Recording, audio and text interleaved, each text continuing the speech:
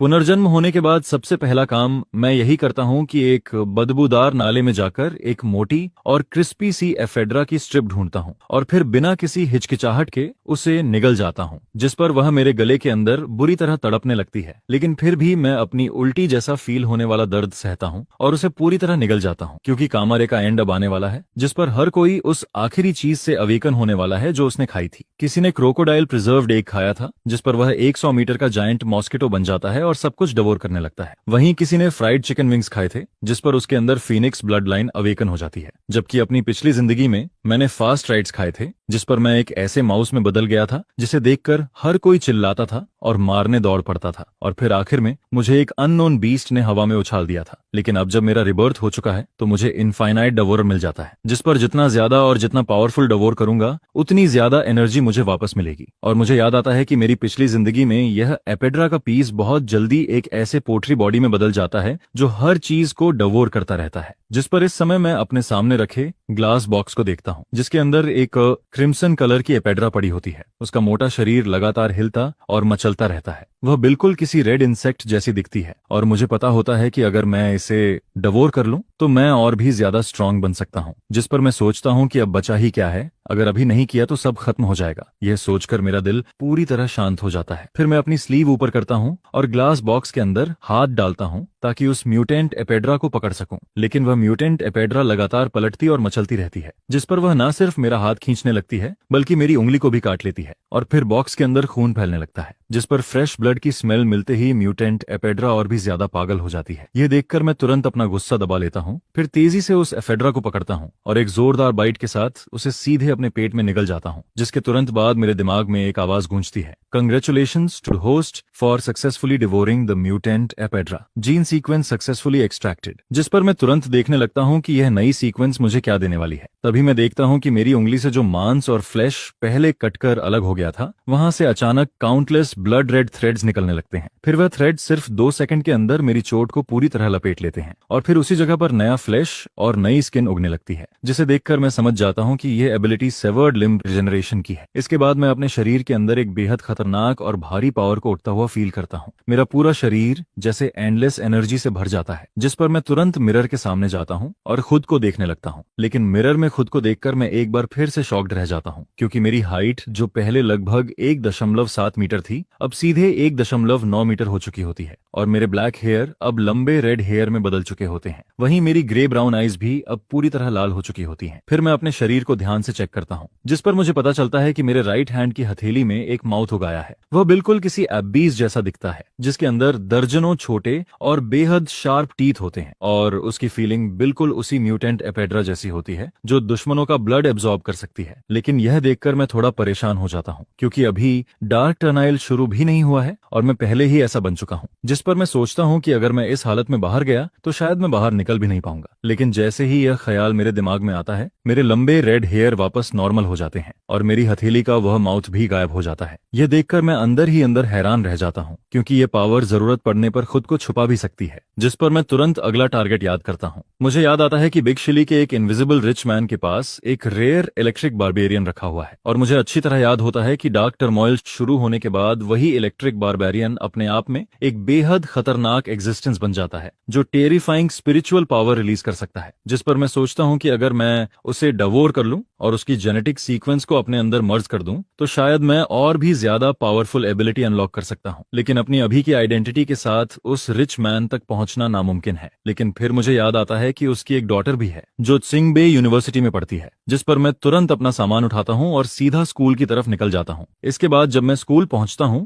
तो मैं अपना समय वेस्ट नहीं करता, क्योंकि यान शाओतियान वहां पढ़ती है। उसका फैमिली बहुत लो प्रोफाइल रहता है ताकि किसी को यह पता ना चल सके कि वह एक रिच सेकंड जनरेशन है, जिस पर वह हर दिन स्कूल से निकलने के बाद कभी भी ओपनली कार में नहीं बैठती। फिर जब मैं पार्क में पहुंचता हूं तो मुझे थोड़ी दूर पर एक बेहद खूबसूरत लड़की दिखाई देती है। उसका टेम्परामेंट बाकी लोगों से बिल्कुल अलग होता है। वह ऐसी लगती है जैसे उसके अंदर एक अलग ही चार्म हो, जिस पर तभी दूर से एक लग्जरी कार आती दिखाई देती है और फिर उसके अंदर से 3 बॉडीगार्ड्स उतरते हैं। इसके बाद एक ओल्ड बटलर चुपचाप जाकर कार का डोर खोलता है और यान शाओतियान कार में बैठकर जाने ही वाली होती है। तभी मैं सीधे उनके सामने निकलकर आ जाता हूँ। फिर मैं आराम से उन सिक्योरिटी गार्ड्स की तरफ देखकर कहता हूँ, ये सब गलत लग रहा है, यह तो किडनैपिंग जैसा है। जिस पर यान शाओतियान मेरी तरफ बिल्कुल इंडिफरेंट एक्सप्रेशन के साथ देखती है, क्योंकि उसे लगता है कि उसके ये तीनों बॉडीगार्ड्स प्रोफेशनल हैं और ये सब मिलिट्री वेटरन्स हैं जो कई लेयर्स की स्क्रीनिंग के बाद उसके पर्सनल बॉडीगार्ड्स बने हैं। लेकिन फिर मैं बिना कुछ बोले कैजुअली एक पंच मारता हूँ, जिस पर उस बॉडीगार्ड का चेहरा तुरंत मुड़ जाता है और वह बिना चीखे सीधे 5 मीटर दूर जाकर उड़ जाता है। फिर वह पीछे वाले ट्री से जाकर टकराता है और उसी वक्त बेहोश हो जाता है। यह देखकर यान शाओतियान की आंखें शॉक में बड़ी हो जाती हैं, जबकि बाकी बचे 2 बॉडीगार्ड्स भी पूरी तरह डर जाते हैं, क्योंकि उनके सामने मैं सिर्फ एक पंच मारकर किसी को 5 मीटर दूर उड़ा देता हूँ। जिस पर वे दोनों सोचने लगते हैं कि क्या यह सच में इंसान है। वहीं मैं खुद भी थोड़ा शॉक्ड हो जाता हूँ, क्योंकि मुझे उम्मीद नहीं थी कि मेरी ताकत इतनी ज्यादा बढ़ चुकी है। इसके बाद मैं खुद रोल्स रॉयस के पास जाता हूँ। फिर पहले हल्का सा किक मारकर उसकी मजबूती चेक करता हूँ, लेकिन अगले ही पल मैं पूरी ताकत से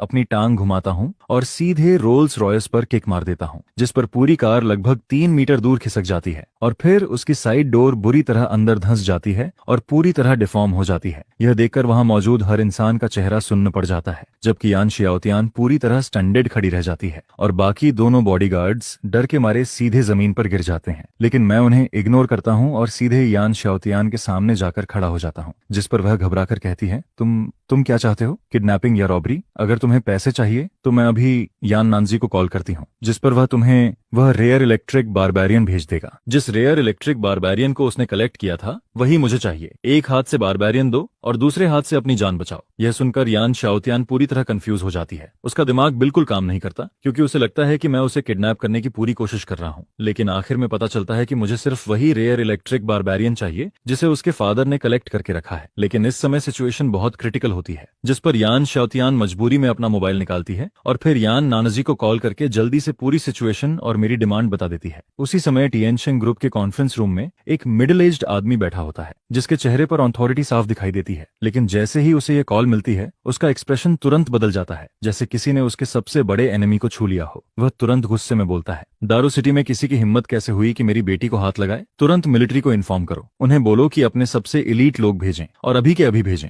इसके बाद वह फिर बोलता है, साथ ही दारू सिटी की सबसे हाई लेवल मेडिकल टीम को भी बुलाओ, उन्हें बोलो कि सबसे बेस्ट इक्विपमेंट लेकर आएं, फिर एक जगह फिक्स करके स्टैंड बाय पर रहें ताकि इमरजेंसी में तुरंत रिस्पांस दिया जा सके। मैं खुद अभी आता हूँ। यह सब अरेंज करने के बाद यान नानजी ड्राइवर से कहता है कि पहले घर चलो और वहां से वह छोटा कंप्यूटर लेकर निकलो। इधर यान शाओतियान मेरी तरफ देखकर कहती है, मैंने तुम्हारी डिमांड पूरी कर दी है, मेरे फादर आधे घंटे में यहाँ पहुंच जाएंगे। जिस पर मैं हल्का सा सिर हिलाता हूँ। फिर कुछ देर बाद मैं बोलता हूँ, 2 दिन बाद लैनशिंग के ऊपर एक ऑरोरा गुजरेगी, जिस पर ऑर्किड स्टार के सारे क्रिएचर्स म्यूटेट होकर म्यूटेंट बीस्ट्स बन जाएंगे और फिर दुनिया का पूरा ऑर्डर टूट जाएगा। सोसाइटी ऐसी केओस में चली जाएगी जैसी पहले कभी नहीं हुई। फिर मैं आगे कहता हूँ, वही इलेक्ट्रिक पल्स भी एक टेरिफाइंग म्यूटेंट बीस्ट बन जाएगा। अगर तुमने उसे नहीं संभाला तो तुम्हारी पूरी फैमिली बहुत बुरी तरह मर जाएगी। मानो या मत मानो, मुझे वह पल्स मुफ्त में नहीं चाहिए। इसके बदले में तुम्हें पहले से यह लाइफ सेविंग खबर दे रहा हूँ और यह एक फेयर डील है। यह सब सुनकर यान शाओतियान कुछ नहीं बोलती। वह बस मुझे ऐसे देखती रहती है जैसे मैं कोई पागल हूँ। फिर वह धीरे से सिर हिलाती है, जिस पर मैं बिना कुछ और बोले अपने राइट हैंड से अपने लेफ्ट हैंड पर एक कट लगा देता हूँ। अगले ही पल मेरी उंगली से खून निकलता है, लेकिन फिर उसी वक्त मेरी उंगली पहले जैसी ठीक होने लगती है। यह देखकर दूर खड़े दोनों बॉडीगार्ड्स की हालत खराब हो जाती है। उनके पूरे शरीर में सिहरन दौड़ जाती है और यान शाओतियान भी शौक में वहीं खड़ी रह जाती है। फिर मैं उसकी तरफ देखकर कहता हूँ, तुम्हारी फैमिली की इंडस्ट्री चाहे कितनी भी बड़ी हो, लेकिन जब डार्क टर्मोइल आएगा तब हर तरह का सामान बहुत कम हो जाएगा। अगर तुम मुझ पर भरोसा कर सकती हो तो तुम मेरे साथ आ सकती हो, मैं तुम्हें जिंदा रख सकता हूँ। फिर मैं आगे बोलता हूँ, यहाँ तक कि सबसे स्ट्रॉन्ग वॉरियर्स को भी खाना पीना और सरवाइव करना पड़ता है और मैं भी इसका एक्सेप्शन नहीं हूँ। इस तरह की दुनिया में अकेले चलना कभी बेस्ट ऑप्शन नहीं होता। जिस पर मैं उसकी आंखों में देखते हुए कहता हूँ, इस ट्रबल्ड वर्ल्ड में मुझे यान फैमिली की जरूरत है और मेरे लिए यान फैमिली एक बहुत अच्छा चॉइस है। अगर हम साथ काम करें तो दोनों का फायदा होगा। यह सुनकर यान शाओतियान धीरे से कहती है, मैं समझ गई, मैं ये सब अपने फादर को बता दूंगी, फिर उनके साथ डिस्कस करूंगी और जितना जल्दी हो सके तुम्हें जवाब दूंगी। उसी समय दूर से इमरजेंसी व्हीकल्स की आवाज आने लगती है। फिर कई आर्मर्ड व्हीकल्स वहां आकर रुक जाते हैं, जिस पर एक मिडिल एज्ड आदमी कार से उतरता है और तेजी से आगे आता है। वह यान नानजी होता है। लेकिन जैसे ही उसकी नजर बुरी तरह डैमेज्ड रोल्स रॉयस पर पड़ती है, उसका दिल एकदम बैठ जाता है। लेकिन अगले ही पल जब वह यान शाओतियान को सही सलामत देखता है तो वह राहत की सांस लेता है। मैं एक नजर उन हेविली आर्मर्ड मिलिट्री लोगों की तरफ देखता हूँ और फिर बिना किसी डर के यान नानजी की तरफ देखकर मुस्कुराता हूँ। फिर मैं कहता हूँ, बॉस यान, जो चीज मुझे चाहिए थी क्या वह लाए हो? यह सुनकर यान नानजी थोड़ी देर के लिए रुक जाता है, क्योंकि उसने नहीं सोचा था कि उसकी बेटी को किडनैप करने वाला इंसान इतना यंग होगा। फिर वह धीरे से कहता है, यह वही है जो तुम चाहते थे। इतना कहकर वह एक सूटकेस मेरी तरफ फेंक देता है, जिस पर मैं उसे पकड़ता हूँ और खोल देता हूँ। उसके अंदर एक ब्लू इलेक्ट्रिक बारबारियन रखा होता है। उसके शरीर से एक अजीब सी स्मेल आ रही होती है। मैं बिना कुछ बोले उसे हाथ में उठाता हूँ और फिर सीधे उसे खाना शुरू कर देता हूँ। यह देखकर यान नानजी और यान शाओतियान दोनों पूरी तरह स्टंड रह जाते हैं। उन्हें समझ ही नहीं आता कि आखिर मेरे साथ चल क्या रहा है। वहीं पास खड़े मिलिट्री वाले भी हैरान रह जाते हैं, क्योंकि उन्हें लगने लगता है कि शायद उन्हें कोई मेंटली अनस्टेबल आदमी मिल गया है। लेकिन इलेक्ट्रिक बारबेन को खाने के बाद मेरे शरीर से अचानक बिजली जैसी एनर्जी निकलने लगती है। यह देखकर यान नानजी गहरी सांस खींचता है, क्योंकि वह जानता है कि इस इलेक्ट्रिक बारबेरियन की पावर इतनी डेंजरस है कि वह एक मीडियम साइज्ड म्यूटेंट बीस्ट को भी खत्म कर सकता है। उसी समय मेरे दिमाग में फिर वही आवाज गूंजती है, congratulations to the host, successfully devoured electric barbarian, gene sequence successfully extracted. जिस पर अगले ही पल मेरे दिल की धड़कन तेज हो जाती है। मेरे छोटे ब्लैक हेयर अचानक लंबे रेड हेयर में बदल जाते हैं और मेरी आंखें फिर से लाल हो जाती हैं। फिर मैं अपने दोनों हाथ आगे करता हूं और अपनी 10 उंगलियों के बीच एक ब्लड बॉल बनाना शुरू करता हूं। अगले ही पल वह ब्लड बॉल हवा में एक्सप्लोड कर जाता है, जिस पर वहां मौजूद सभी मिलिट्री लोगों के शरीर में एक बहुत तेज इलेक्ट्रिक करंट दौड़ जाता है और फिर वे सब जमीन पर गिरकर बेहोश हो जाते हैं। लेकिन यान शाओतियान और यान नानाजी को कुछ नहीं होता। फिर मैं आखिरी बार उन फादर और डॉटर की तरफ देखता हूँ और फिर अगले ही पल मैं अंधेरे में गायब हो जाता हूँ, क्योंकि डार्क टर्नाइल शुरू होने में अब एक दिन से भी कम टाइम बचा होता है और मेरे पास डिवोर करने का सिर्फ एक आखिरी मौका बचा होता है। मुझे टर्मोइल शुरू होने से पहले उसे डिवोर करना ही होगा। जिस पर मुझे अचानक याद आता है कि ग्रेट रू क्लैन के जू में एक स्पेशल ईगल रखा गया है। उसके शरीर पर अजीब टैटूज हैं और उसके फेदर्स लोहे जितने हार्ड हैं। अगर मैं उसे डिवोर कर लूं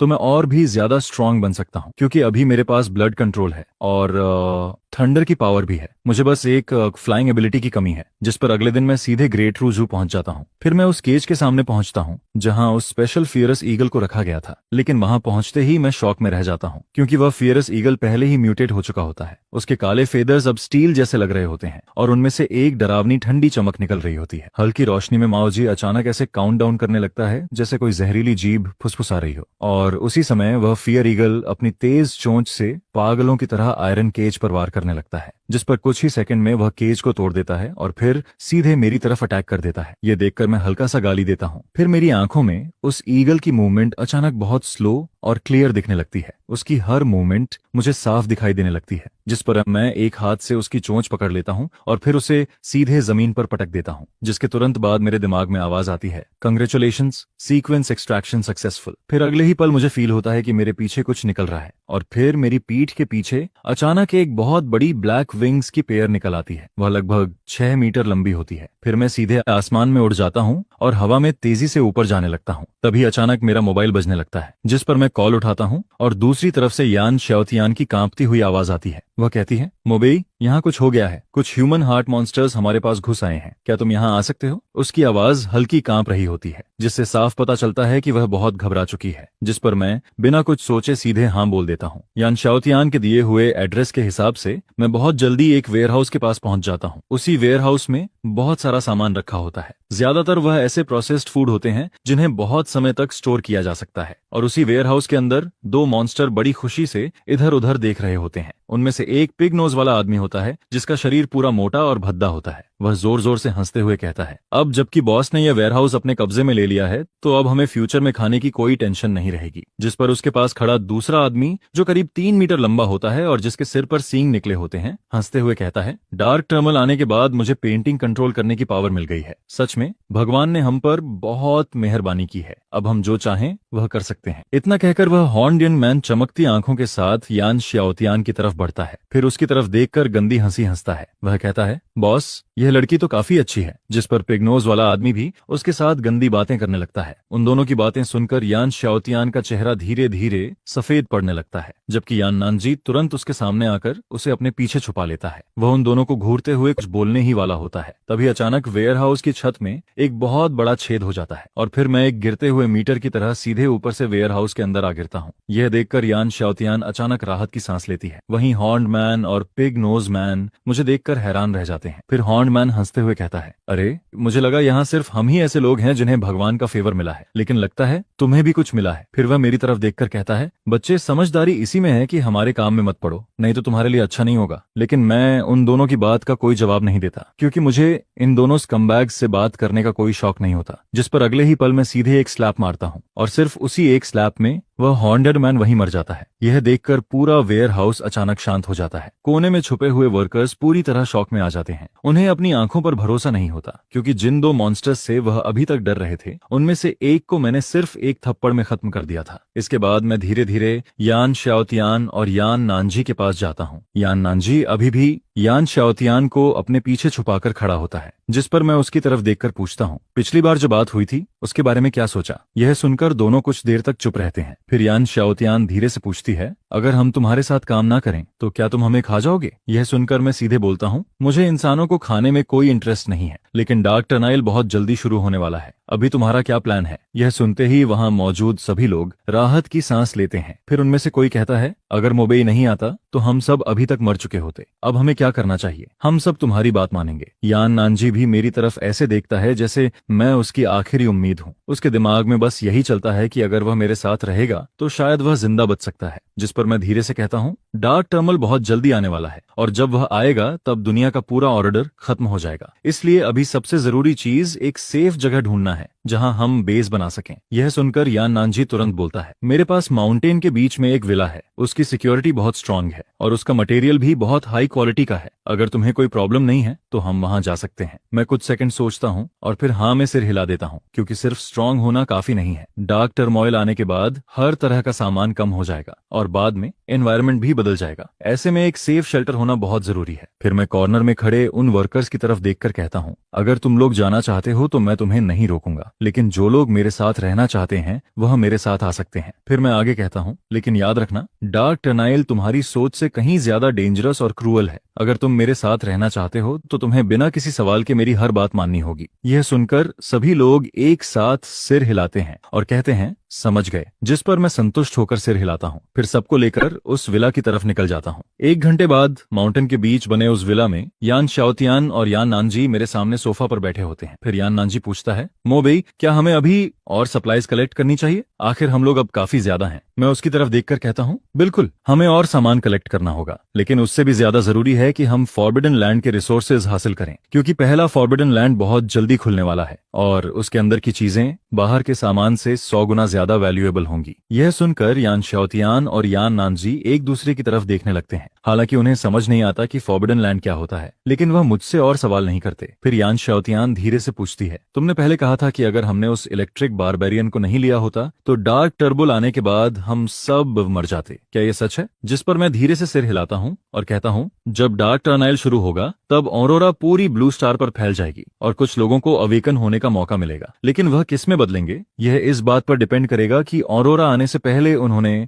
आखिरी बार कौन सा जानवर खाया था, और इसकी प्रोबेबिलिटी पूरी तरह रैंडम होती है। मैंने उन दोनों को यह प्रिंसिपल अच्छे से समझा दिया, लेकिन फादर और डॉटर को कुछ खास समझ नहीं आया। इसके बाद उन्होंने बहुत सारा सामान जमा किया और फिर मैंने उन दोनों को अलग अलग एक एक चीज खाने को दी। दर्जनों तरह की चीजें एक साथ रखी हुई थीं और उनका टेस्ट इतना अजीब था कि उसे वर्ड्स में बताना मुश्किल था, लेकिन स्ट्रांग बनने के लिए दोनों बिना कुछ सोचे वह सब खा लेते हैं। जिस पर यान शाओतियान बार बार मुझसे पूछती है, अब ठीक है ना, अब सब सही है ना? मैं उसकी तरफ देखकर कहता हूँ, कल जब ऑरोरा पूरी ब्लू स्टार पर फैलेगी तब तुम्हें इसका इफेक्ट दिख जाएगा और कल पहला फॉरबिडन लैंड भी खुलेगा। उस समय तुम दोनों मेरे साथ चलोगे। इसके बाद जल्दी ही अगला दिन आ जाता है। डार्क यूनिवर्स की गहराई में अचानक एक हल्की नीली ऑरोरा दिखाई देने लगती है और अगले ही पल वह ऑरोरा बहुत तेज स्पीड से पूरी ब्लू स्टार को कवर कर लेती है, जिस पर पूरी ब्लू स्टार पर डार्क टर्नाइल शुरू हो जाता है। ऑरोरा की रोशनी पड़ते ही ब्लू स्टार के बहुत से एनिमल्स और इंसानों में अजीब चेंजेस होने लगते हैं और वही चीज बाद में उनकी रियल पावर बन जाती है। उधर विला में यान श्याओतियान पूरी रात डरी हुई बैठी रहती है, लेकिन फिर अचानक उसे अपने शरीर में चेंज फील होने लगता है। उसके पूरे शरीर के चारों तरफ एक गोल्डन लाइट दिखाई देने लगती है और फिर उसके पीछे सनफ्लावर जैसी एक गोल्डन पैटर्न बन जाती है, जिसके बाद उसके हाथों से गोल्डन लाइट निकलने लगती है। वहीं यान नानजी के शरीर में भी चेंज होने लगता है। उसकी हाइट सीधे 3 मीटर तक पहुंच जाती है। उसका शरीर मसल्स से भर जाता है और उसके माथे पर एक पेयर बड़े और मजबूत हॉर्न्स निकल आते हैं, जिस पर वह एक्साइटेड होकर बोलता है, ये फीलिंग, ये एंडलेस पावर, मुझे ऐसा फील हो रहा है जैसे पूरा वर्ल्ड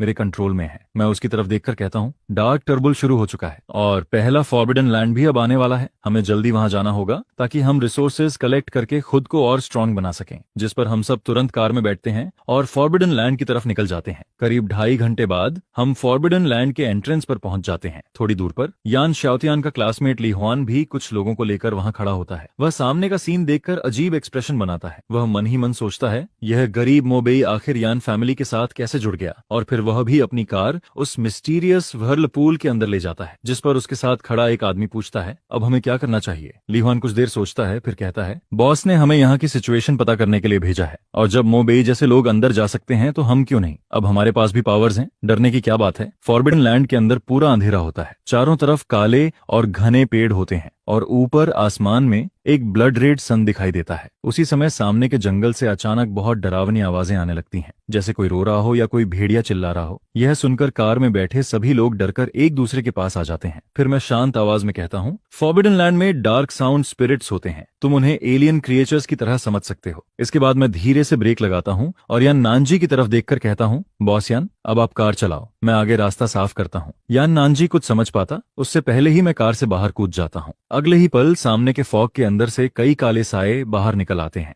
वे सभी करीब 2 मीटर लंबे होते हैं। उनके शरीर पर काला धुआं लिपटा होता है और देखने से ही साफ पता चलता है कि वे नॉर्मल इंसान नहीं हैं। यह देखकर यान नानजी घबरा जाता है। फिर वो बोलता है, मोबेई, चाहे तुम कितने भी स्ट्रांग हो, लेकिन सामने वाले बहुत ज्यादा हैं। मैं भी नीचे उतरकर तुम्हारी मदद करता हूँ। श्याओतियान, तुम कार चलाना। इतना कहकर वह कार का डोर खोलने ही वाला होता है, लेकिन तभी मैं बस अपना हाथ आगे बढ़ाता हूँ और अगले ही पल सामने खड़े 6 डार्क साउंड स्पिरिट्स वहीं फट जाते हैं। उनके शरीर ऐसे टूटते हैं कि वहां खून का एक कतरा तक नहीं बचता। यह देखकर यान नानजी कार का डोर खोलते खोलते रुक जाता है। उसका पूरा चेहरा शॉक से भर जाता है, क्योंकि जिस डार्क साउंड स्पिरिट का नाम सुनकर ही लोग डर जाते हैं, उसे मैंने सिर्फ एक हाथ से खत्म कर दिया था। वहीं यान श्याओतियान की आंखें चमकने लगती हैं। वह मेरी तरफ देखती है और मुझे एक हाथ से डार्क साउंड स्पिरिट को खत्म करते देखकर उसके अंदर एक्साइटमेंट भर जाती है। लेकिन मैं बिना रुके आगे बढ़ता रहता हूँ, क्योंकि पहले फॉरबिडन लैंड के ये डार्क साउंड स्पिरिट्स ज्यादा स्ट्रांग नहीं होते और ऊपर से मेरे पास वह पावर्स हैं जो मुझे 3 दिन पहले ही मिल चुकी हैं। इसलिए इन डार्क साउंड स्पिरिट्स को खत्म करने के लिए मुझे बिल्कुल भी एफर्ट नहीं करना पड़ता।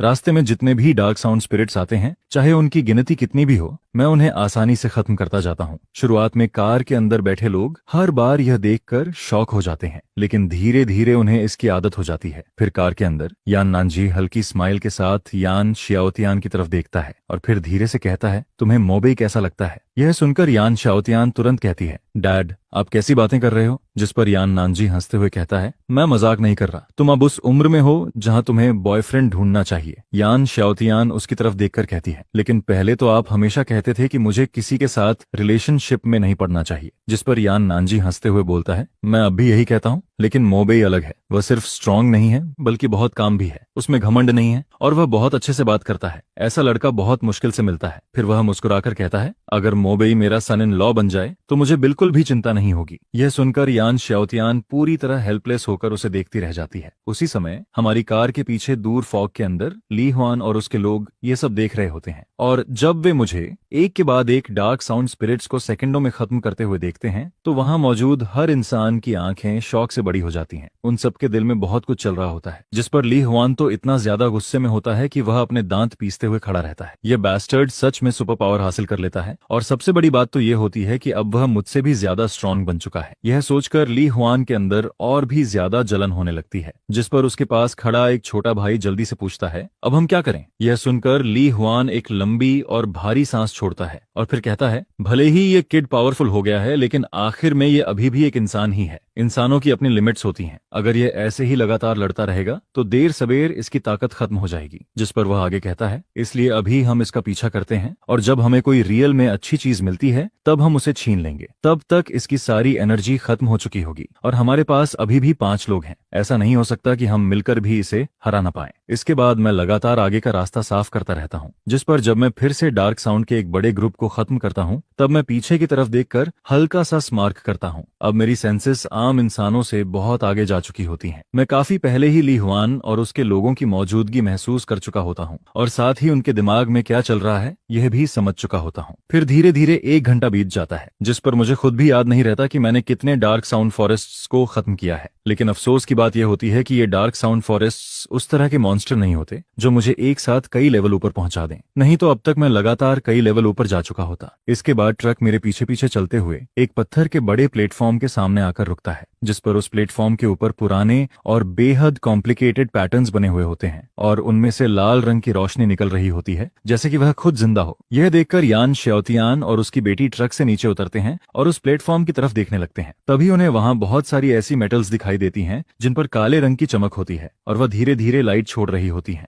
जिस पर यान श्योतियान तुरंत कहता है, यह किंग कांग मेटल है। यह बिल्डिंग के लिए सबसे बेस्ट मटेरियल में से एक है। इसकी क्वालिटी और डेंसिटी ब्लू स्टार पर मौजूद बाकी सभी मटेरियल्स से कहीं ज्यादा है। अगर हम इसे वापस ले जाएं तो विला को और भी ज्यादा स्ट्रांग बना सकते हैं। यह सुनते ही यान नानजी बिल्कुल भी समय बर्बाद नहीं करती। वह तुरंत ट्रक का पिछला डोर खोलती है और वर्कर्स को बाहर निकलकर सामान उठाने के लिए कहती है। लेकिन उसी समय अंधेरे के अंदर छिपे हुए लोग भी यह सब देख रहे होते हैं, जिस पर उनमें से एक आदमी धीरे से कहता है, ब्रोदली, घर के सामने रखी यह काली चीजें बिल्कुल सिंपल नहीं लग रही हैं। क्या अब हमें मूव करना चाहिए? यह सुनकर ली हुआन कुछ देर सोचता है, फिर वह धीरे से सिर हिलाता है और कुछ बोलने ही वाला होता है। तभी ज्यादा दूर नहीं, फॉग के अंदर से अचानक हंसी की आवाज आने लगती है, जिस पर फॉग के अंदर से 3 आदमी और 2 औरतें स्वैगर करते हुए बाहर आते हैं। उनमें से एक हंसते हुए कहता है, अब तुम्हारे पास ताकत नहीं बची होगी। तुम अकेले हो और हम 5 लोग हैं। तुम हमारा मुकाबला बिल्कुल नहीं कर सकते। जिसके बाद उन लोगों में से एक पीले बालों वाला आदमी अचानक अपना बॉडी बड़ा करने लगता है। कुछ ही सेकंड में उसका पूरा शरीर 3 मीटर लंबा हो जाता है। उसका चेहरा भी धीरे धीरे बदलकर एक पिग हेड में बदलने लगता है। वह भारी कदमों से हमारी तरफ चलना शुरू करता है और हर कदम के साथ जमीन पर डल आवाज गूंजती रहती है, जिस पर ब्लड रेड आसमान की रोशनी उसके पिग फेस पर पड़ती है और उसका दबाव और भी ज्यादा खतरनाक लगने लगता है। यह देखकर मैं सिर्फ ठंडी हंसी हंसता हूँ। अगले ही पल मेरी पीठ के पीछे काले और नीले रंग के बड़े फेदर्स निकल आते हैं, जिनके ऊपर इलेक्ट्रिक करंट दौड़ रहा होता है। उनके निकलते ही हवा में सिजिल की आवाज गूंजने लगती है और फिर अगले ही सेकंड एक जोरदार धमाके के साथ वह 3 मीटर लंबा आदमी जमीन पर गिर जाता है, जिस पर उसका पूरा शरीर कांपने लगता है और उसके मुंह से खून निकलने लगता है। बाकी लोग यह देखकर पूरी तरह डर जाते हैं, जिस पर मैं उन्हें देखते हुए धीरे से कहता हूँ, तुम लोग सिर्फ इंसानों को मारना जानते हो, लेकिन अब डार्क टर्मोइल ऑफिशियली शुरू हो चुका है। इसके बाद मैं धीरे से हाथ उठाता हूँ और मेरे पीछे मौजूद काले फेदर्स हल्के से हिलते हैं, जिस पर उनमें से कुछ फेदर्स हवा को चीरते हुए तेजी से आगे बढ़ते हैं। बाकी लोग कुछ समझ भी नहीं पाते कि तभी उन फेदर्स के अंदर भरा हुआ पावरफुल इलेक्ट्रिक करंट एकदम से फूट पड़ता है, जिस पर सामने खड़े कई लोग चीखते हुए जमीन पर गिर जाते हैं। उसी समय अंधेरे में छिपे हुए ली हुआन के साथी घबराकर उसकी तरफ देखते हैं, जिस पर उनमें से एक जल्दी से पूछता है, ब्रोदरली, क्या अब हमें कुछ करना चाहिए? हमारा गोल तो जल्दी पूरा होना चाहिए। यह सुनकर ली हुआन की आंखें लगभग बाहर निकलने लगती हैं। उसका पूरा शरीर सुन्न पड़ जाता है। फिर वह दबी हुई आवाज में कहता है, और क्या करेंगे? तुमने नहीं देखा उसकी ताकत कैसी है? भागो, जल्दी भागो। जिस पर ली हुआन अपनी बात खत्म करते ही पलटकर भागना शुरू कर देता है। पहले वह सोच रहा होता है कि जब मोबेई थक जाएगा तब वह मौका देखकर उसके ऊपर अटैक करेगा और उसका सामान छीन लेगा, लेकिन उसने कभी नहीं सोचा था कि इतने सारे डार्क साउंड को मारने के बाद भी मोबेई अभी तक इतना पावरफुल रहेगा। वह अब भी उन लोगों को 1 सेकंड में खत्म कर सकता है। जिस पर ली हुआन के दिमाग में सिर्फ एक ही बात चल रही होती है और वह यह कि अगर जिंदा रहना है तो अभी भागना होगा। लेकिन जैसे ही ली हुआन एक कदम आगे बढ़ाता है तभी आसमान से एक फेदर नीचे गिरता है और उनके सामने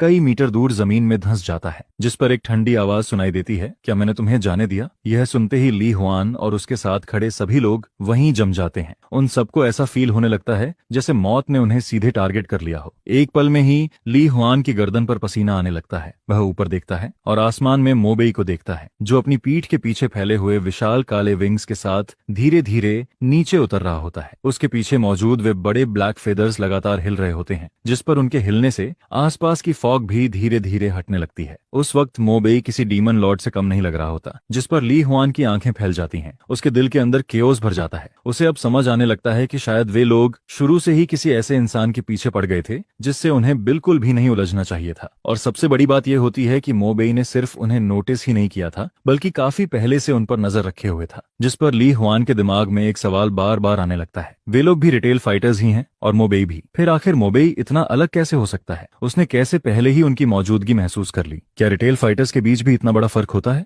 लेकिन उन्हें यह नहीं पता होता कि फर्क सच में होता है। मोबेई तो उनसे भी अलग है। उसके शरीर में बाकी लोगों से कहीं ज्यादा पावरफुल जीन्स मौजूद होते हैं, जिस पर उसकी सेंसेस, उसकी ताकत और उसका रिएक्शन बाकी लोगों से कई गुना ज्यादा स्ट्रांग होता है। फिर मोबेई उन्हें देखते हुए हल्की सी स्माइल करता है और कहता है, ली हुआन, मैंने नहीं सोचा था कि तुम्हें भी ऐसी एबिलिटी मिल जाएगी। कंग्रेचुलेशंस। जिस पर ली हुआन बस घबराकर उसकी तरफ देखता रहता है और फिर हकलाते हुए कहता है, बहुत देर हो रही है, मुझे अब वापस जाना है। अगली बार मिलकर बैठते हैं, उस वक्त मैं तुम्हें ट्रीट दूंगा। जिस पर मोबेई के चेहरे पर हल्की सी स्माइल आ जाती है और वह कहता है, क्या तुम्हें लगता है कि मैं तुम्हें जाने दूंगा? मोबेई को यह सब काफी फनी लगता है। रीबर्थ से पहले यह फॉरबिडन लैंड पहली बार सामने आया था। उस वक्त ली हुआन भी उन पहले लोगों में से था जो इस फॉरबिडन लैंड में एक्सप्लोर करने के लिए आया था, जिस पर इसी मटेरियल्स की बैच की वजह से काओ मेंगलोंग ने एक बहुत ही स्ट्रॉन्ग बेस बनाया था। उसका कंडेंसेशन बेस इतना ज्यादा स्ट्रॉन्ग था कि कई रिटेल वॉरियर्स मिलकर भी उसकी डिफेंस नहीं तोड़ पाए थे। ये चीजें अंधेरे में काफी लंबे समय तक गायब रही थीं, लेकिन मोबेई ने नहीं सोचा था कि रिबर्थ के बाद वही प्लॉट फिर से दोबारा होगा। बस इस बार यहाँ के बिल्डिंग मटेरियल्स शायद काओ मेंगलोंग के हाथ नहीं लगने वाले थे। जिस पर ली हुआन जल्दी से कहता है, मेरे पीछे कोई और है। काओ मेंगलोंग मेरा बॉस है और मैं अभी उसी के साथ रहता हूँ। यह कहते हुए ली हुआन का चेहरा बिल्कुल सफेद पड़ जाता है। फिर वह जल्दी से अपना फोन निकालता है और किसी का नंबर डायल करता है, लेकिन उसी पल जैसे ही कॉल कनेक्ट होती है, मोबेई के हाथ का फेदर सीधा उड़कर ली हुआन के माथे के बीचों बीच घुस जाता है। कोई दर्द फील नहीं होता,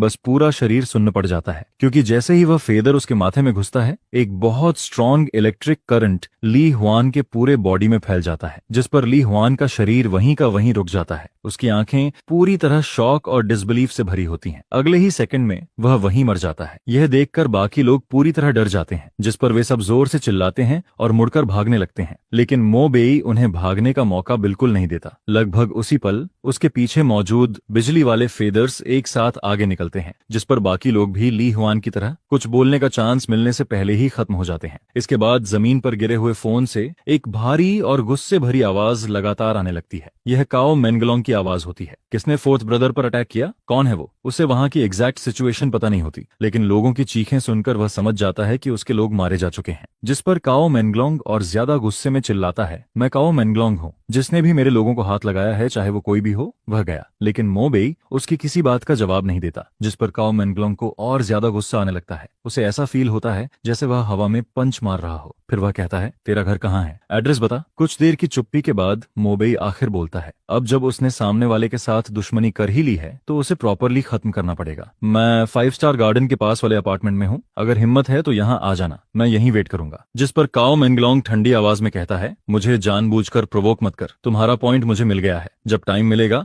मैं खुद तुम्हें ढूंढने आऊंगा। इसके बाद मोबेई फोन को हाथ में दबाकर तोड़ देता है और फिर यान शाओतियान और बाकी लोगों के पास वापस आ जाता है। वह सबको रिसोर्सेज उठाकर वापस चलने के लिए कहता है। इतिहास की ओरिजिनल लाइन में मोबेई को लगा था कि उसने उन्हें फॉरबिडन लैंड में लड़ाई के लिए बुलाया है, लेकिन असल में मोबेई को उनकी जरूरत ही नहीं थी। उसने उन्हें यहाँ सिर्फ इसलिए बुलाया था ताकि वे पहले से इस दुनिया को समझ सकें। जिस पर वह उनकी तरफ देखकर कहता है, मैं तुम्हें यहाँ सिर्फ इसलिए लाया हूँ ताकि तुम पहले से इस ट्रबल्ड वर्ल्ड को देख सको। इस दुनिया में अगर तुम अपने दुश्मन पर दया दिखाते हो तो वह क्रुएल्टी तुम्हारे खुद के लिए और तुम्हारे आसपास के लोगों के लिए बन जाती है। यह सुनकर दोनों औरतें शॉक में उसकी तरफ देखने लगती हैं। फिर अचानक मोबेई पूछता है, मैंने उन सबको मार दिया, एक भी नहीं छोड़ा, क्या तुम्हें लगता है कि मैं थोड़ा क्रूअल हूँ? जिस पर यान शाओतियान सिर हिलाता है और सीरियस होकर कहता है, नहीं, उन्होंने पहले हम पर अटैक किया था, अगर हम उनसे कमजोर होते तो शायद हमारा एंड भी अच्छा नहीं होता। यान नानजी भी उसकी बात सुनकर धीरे से सिर हिलाता है। इसके बाद ज्यादा देर नहीं लगती और सारे किंग कांग मटेरियल्स टैंकर पर चढ़ा दिए जाते हैं। फिर सब लोग वापस गाड़ी में बैठ जाते हैं और फॉरबिडन लैंड से बाहर निकलने लगते हैं। वापसी के रास्ते में उन्हें कोई और इंसान नहीं मिलता, लेकिन फॉग के अंदर से बार बार डार्क क्रिएचर्स बाहर आते रहते हैं। वे बिल्कुल गेम डंजन के मॉन्स्टर्स की तरह बार बार सामने आ रहे होते हैं। जिस पर यान नानजी मोबेई को इन डार्क क्रिएचर्स को आसानी से खत्म करते हुए देखकर खुद भी ट्राई करने का सोचता है। फिर वह अपना बॉडी टाइट करता है, उसकी पूरी मसल्स फूल जाती हैं और उसका शरीर अचानक 3 मीटर तक बड़ा हो जाता है। उसके ऊपर का सूट फट जाता है और उसके माथे पर 2 बड़े हॉर्न्स निकल आते हैं। इसके बाद वह जोर से दहाड़ता है और एक डार्क क्रिएचर की तरफ भागता है। फिर अपने शार्प हॉर्न्स से उसके बॉडी पर जोरदार अटैक करता है, लेकिन अगले ही पल यान नानजी शॉक हो जाता है क्योंकि डार्क क्रिएचर को ज्यादा फर्क ही नहीं पड़ता। जिस पर वह जल्दी से उसके सिर पर पंच मारता है, लेकिन वह फास्ट होता है और डार्क क्रिएचर उससे भी ज्यादा फास्ट निकलता है। अगले ही सेकंड वह अपना हाथ घुमाकर यान नानजी के चेहरे पर जोरदार थप्पड़ मार देता है, जिस पर यान नानजी सीधे पीछे की तरफ उड़ जाता है। ड्राइवर सीट पर बैठा यान श्याओतियान ये देखकर अपना मुंह खोलकर रह जाता है। उसका पूरा बॉडी सुन्न पड़ जाता है। उसे यकीन ही नहीं होता कि उसके पिता को एक डार्क क्रिएटर ने थप्पड़ मार दिया। लेकिन मो बेई के लिए यह कोई सरप्राइज नहीं होता, क्योंकि यान नानजी हमेशा से एक रिच आदमी रहा है। उसे कभी लड़ाई करना नहीं आया और अभी अभी उसे ये पावर मिली है, इसलिए वह अभी तक इस ताकत के साथ प्रॉपरली अडेप्ट भी नहीं कर पाया है। शुरू में मो बेई उन 2 डार्क क्रिएचर्स को खुद खत्म करना चाहता है, लेकिन यान नानजी उसे मना कर देता है। काफी मुश्किल से 2 डार्क क्रिएचर्स को खत्म करने के बाद जब यान नानजी वापस गाड़ी में आता है, तब उसकी हालत आधी जान निकलने जैसी हो चुकी होती है, जिस पर वह मो बेई की तरफ देखकर कहता है, मो बेई,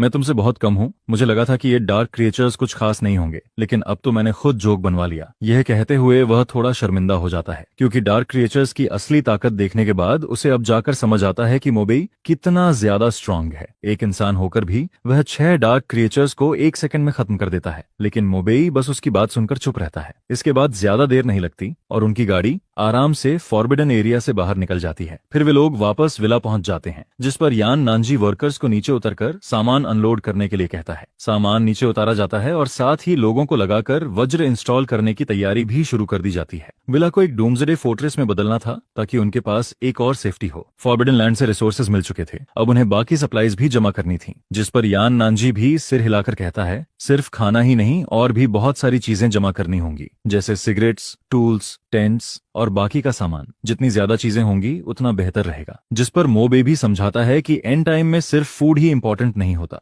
बाकी रिसोर्सेज को भी इग्नोर नहीं किया जा सकता। जैसे कुछ प्रिजन्स में सिगरेट्स बहुत काम आती हैं। अगर किसी के पास सिगरेट्स हों तो वह पूरे प्रिजन में रूल कर सकता है, और अब बाहर की दुनिया में भी वही होने वाला है। जिस पर यान नानजी कहता है, मो बेई, मैं भी तुम्हारे साथ चलना चाहता हूँ। मो बेई उसे मना नहीं करता। फिर कुछ वर्कर्स को साथ लेकर वह और यान श्याओतियान वापस गाड़ी में बैठ जाते हैं और वहां से निकल जाते हैं। बड़ी ट्रक को दूर जाते हुए देखकर यान नन की आंखों में अलग ही एक्सप्रेशन होता है। उसे साफ फील होता है कि अगर मो बेई का सपोर्ट ना होता तो उनकी जिंदगी बहुत जल्दी बदल जाती। शायद वे खुद को भी प्रोटेक्ट नहीं कर पाते। विला से निकलने के बाद मो बेई गाड़ी को दारू की तरफ ले जाता है। यह सबसे बड़ा मटेरियल वेयरहाउस था और यह जगह भी तियानसेंग ग्रुप की ही प्रॉपर्टी होती है। शुरू में मो बेई यहाँ आकर कुछ रिसोर्सेज लेना चाहता था, लेकिन रास्ता काफी लंबा था, इसलिए उसने पहले इसे छोड़ दिया था। लेकिन जैसे ही ट्रक आगे बढ़ती है, अचानक रास्ते में एक डरावनी सी बूढ़ी औरत सामने आ जाती है। वह सीधा ट्रक के आगे लेट जाती है और जमीन पर गिरकर जोर जोर से चिल्लाने लगती है, अरे किसी ने मुझे मार दिया, सब लोग देखो, मुझे कॉम्पेंसेशन चाहिए। कैबिन में बैठा यान श्याओतियान यह देखकर थोड़ा शॉक हो जाता है। फिर वह कहता है, क्या मैं नीचे उतरकर इसे हैंडल करूं? लेकिन मो बेई सीधा कहता है, नहीं। इसके बाद वह एक्सेलरेटर पर पैर रख देता है। ट्रक जोर से गरजती है और सीधा उस बूढ़ी औरत की तरफ बढ़ जाती है, जिस पर वह बूढ़ी औरत एकदम डर जाती है और तुरंत रास्ते से हट जाती है। इस छोटे से इंसिडेंट के बाद मो बेई और बाकी लोग सक्सेसफुली वेयरहाउस तक पहुंच जाते हैं। लेकिन वेयरहाउस के बाहर पहुंचकर वे देखते हैं कि गेट के पास का सिक्योरिटी रूम पूरी तरह खाली पड़ा है और जो आयरन गेट पहले बंद थी वह बुरी तरह मुड़ी हुई होती है। ऐसा लग रहा होता है जैसे किसी ने उसे फोर्स से तोड़ दिया हो। जिस पर यान श्याओतियान धीरे से कहता है, लगता है कोई हमसे पहले यहाँ आ चुका है। मो बेई सिर हिलाता है और दोनों अंदर की तरफ बढ़ते हैं। वेयरहाउस के अंदर जाकर वे देखते हैं कि जो शेल्व्स पहले सामान से भरी हुई थीं, अब पूरी तरह खाली पड़ी हैं। पूरा बड़ा वेयरहाउस लगभग साफ हो चुका होता है, लेकिन सामने अभी भी 2 लोग एक बहुत बड़ा कंटेनर उठाकर ले जा रहे होते हैं। ये कंटेनर बिल्कुल पोर्ट वाले बड़े टिन बॉक्स जैसा होता है। नॉर्मली इसे उठाने के लिए क्रेन चाहिए होती है, लेकिन सामने खड़े हुए दोनों लोग उसे एक आगे और एक पीछे से पकड़कर आसानी से उठा रहे होते हैं, जिस पर साफ पता चल रहा होता है कि वे आम इंसान नहीं हैं। अचानक मो बेई और यान श्याओतियान को देखकर वे दोनों कुछ देर के लिए रुक जाते हैं। फिर उनमें से एक पूछता है, क्या तुम लोग बॉस काओ ने हेल्प के लिए भेजे हैं? जिस पर मो बेई सीधा कहता है, तुम काओ मेंगलोंग की बात कर रहे हो। यह सुनते ही मो बेई को खुद भी थोड़ा सरप्राइज होता है। उसे उम्मीद नहीं थी कि यहाँ भी काओ मेंगलोंग के लोग मिल जाएंगे। अब साफ था कि यहाँ का सारा सामान भी उसी ने पहले उठवा लिया था, जिस पर वे दोनों भी समझ जाते हैं कि मो बेई उनके लोग नहीं हैं। अगले ही पल वे कंटेनर को नीचे रख देते हैं। भारी कंटेनर जमीन पर गिरता है और एक जोर की आवाज आती है। इसके बाद दोनों सीधे बैटल मोड में आ जाते हैं। सामने खड़े एक आदमी के सिर पर बालों वाले बड़े कान निकल आते हैं और उसके मुंह के दोनों तरफ लंबे दांत बाहर आने लगते हैं, जबकि दूसरा आदमी अचानक बहुत बड़ा हो जाता है और उसका शरीर एक चलते हुए मीट माउंटेन जैसा लगने लगता है। ड्रैगन किंगडम में ज्यादातर लोग पोर्क खाते हैं, इसलिए डार्क टर्मोइल आने के बाद बहुत सारे लोग पिग टाइप रिटेल वॉरियर बन जाते हैं और सामने वाला आदमी भी उन्हीं में से एक होता है। उसकी डिफेंस बहुत ज्यादा स्ट्रांग लग रही होती है, लेकिन मोबेई को कोई फर्क नहीं पड़ता। वह सीधा कहता है, मुझे काओ मेंगलोंग का एड्रेस बता दो। हालांकि काओ मेंगलोंग पहले ही उसे बेस का एड्रेस बता चुका होता है, लेकिन कंफर्म करना जरूरी था, जिस पर सामने वाला आदमी हंसने लगता है। बॉस, काओ का एड्रेस जानना है, पहले मेरे साथ लड़ो, आज मैं तुम्हें अपना सुपर पावर दिखाऊंगा। यह कहते हुए वह भारी कदमों से मोबेई की तरफ बढ़ने लगता है। हालांकि यान शाओतियान पहले भी मोबेई की ताकत देख चुका था, लेकिन इस हालत में वह फिर भी थोड़ा नर्वस हो जाता है। लेकिन मोबेई बस सिर हिलाता है। अगले ही पल उसकी पीठ के पीछे काले फेदर्स निकल आते हैं। फिर उनमें से एक फेदर तेजी से आगे उड़ता है। सिर्फ एक श्श की आवाज आती है और वह फेदर सीधा उस मीट माउंटेन के शरीर को पार कर जाता है, जिस पर उसके अंदर भरा हुआ स्ट्रॉन्ग इलेक्ट्रिक करंट उसके पूरे शरीर में फैल जाता है। अगले ही सेकंड सामने खड़ा हुआ आदमी जोरदार धमाके के साथ फट जाता है। वह वहीं मर जाता है। ये सब होने के बाद भी मोबेई के चेहरे पर कोई एक्सप्रेशन नहीं आता। वह बिल्कुल काम रहता है। फिर वह दूसरे आदमी की तरफ देखता है और कहता है, अब बता, काओ मेंगलोंग कहाँ है? यह देखकर दूसरा आदमी पूरी तरह डर जाता है। मुझे मत मारो, मैं बता दूंगा, तुम्हें जो जानना है मैं सब बता दूंगा। डर के मारे उसके पैरों के नीचे से पैल येलो लिक्विड धीरे धीरे जमीन पर गिरने लगता है और वहां बदबू फैल जाती है। उसे समझ ही नहीं आ रहा होता कि सामने खड़ा यह इंसान आखिर है क्या, जिस पर वह जल्दी से कहता है, 5 स्टार गार्डन के पास नेबुला अपार्टमेंट, रूम 288। यह सुनकर मोबेई अपना दायां हाथ उठाता है और एक फेदर निकाल लेता है। फिर वह उसे ऐसे ही आगे फेंक देता है। वह फेदर सीधा उड़कर सामने वाले आदमी के माथे में घुस जाता है, जिस पर उसकी आंखें गोल हो जाती हैं और अगले ही पल वह वहीं मर जाता है। फिर मोबेई मुड़ता है और कहता है, चलो 5 स्टार गार्डन चलते हैं। वह अपना ब्लैक रेनकोट समेटता है और यान शाओतियान से चलने के लिए कहता है, जिस पर यान शाओतियान बस खाली नजरों से सिर हिलाता है और चुपचाप मोबेई के पीछे चलने लगता है। उसके सामने खड़ा यह लड़का जरूरत से ज्यादा स्ट्रांग लगता है। उसके पीछे चलते हुए चाहे पहाड़ चढ़ना हो या आग में जाना हो, उसे किसी बात का डर फील नहीं होता। भले ही उसे पता होता है कि मोबेई अब सीधा काओ मेंगलोंग के अड्डे पर जाने वाला है, लेकिन उसके दिल में बिल्कुल भी डर नहीं होता। इसके बाद दोनों वेयर हाउस से बाहर निकलते हैं और वापस गाड़ी में बैठ जाते हैं। नेविगेशन लगाने के बाद वे वहां से निकल जाते हैं। अच्छी बात यह होती है कि अभी डार्क टर्मोइल की शुरुआत ही हुई होती है, इसलिए नेटवर्क पर ज्यादा असर नहीं पड़ा होता और वह अभी भी नॉर्मली काम कर रहा होता है। 5 स्टार गार्डन भी यहाँ से ज्यादा दूर नहीं होता,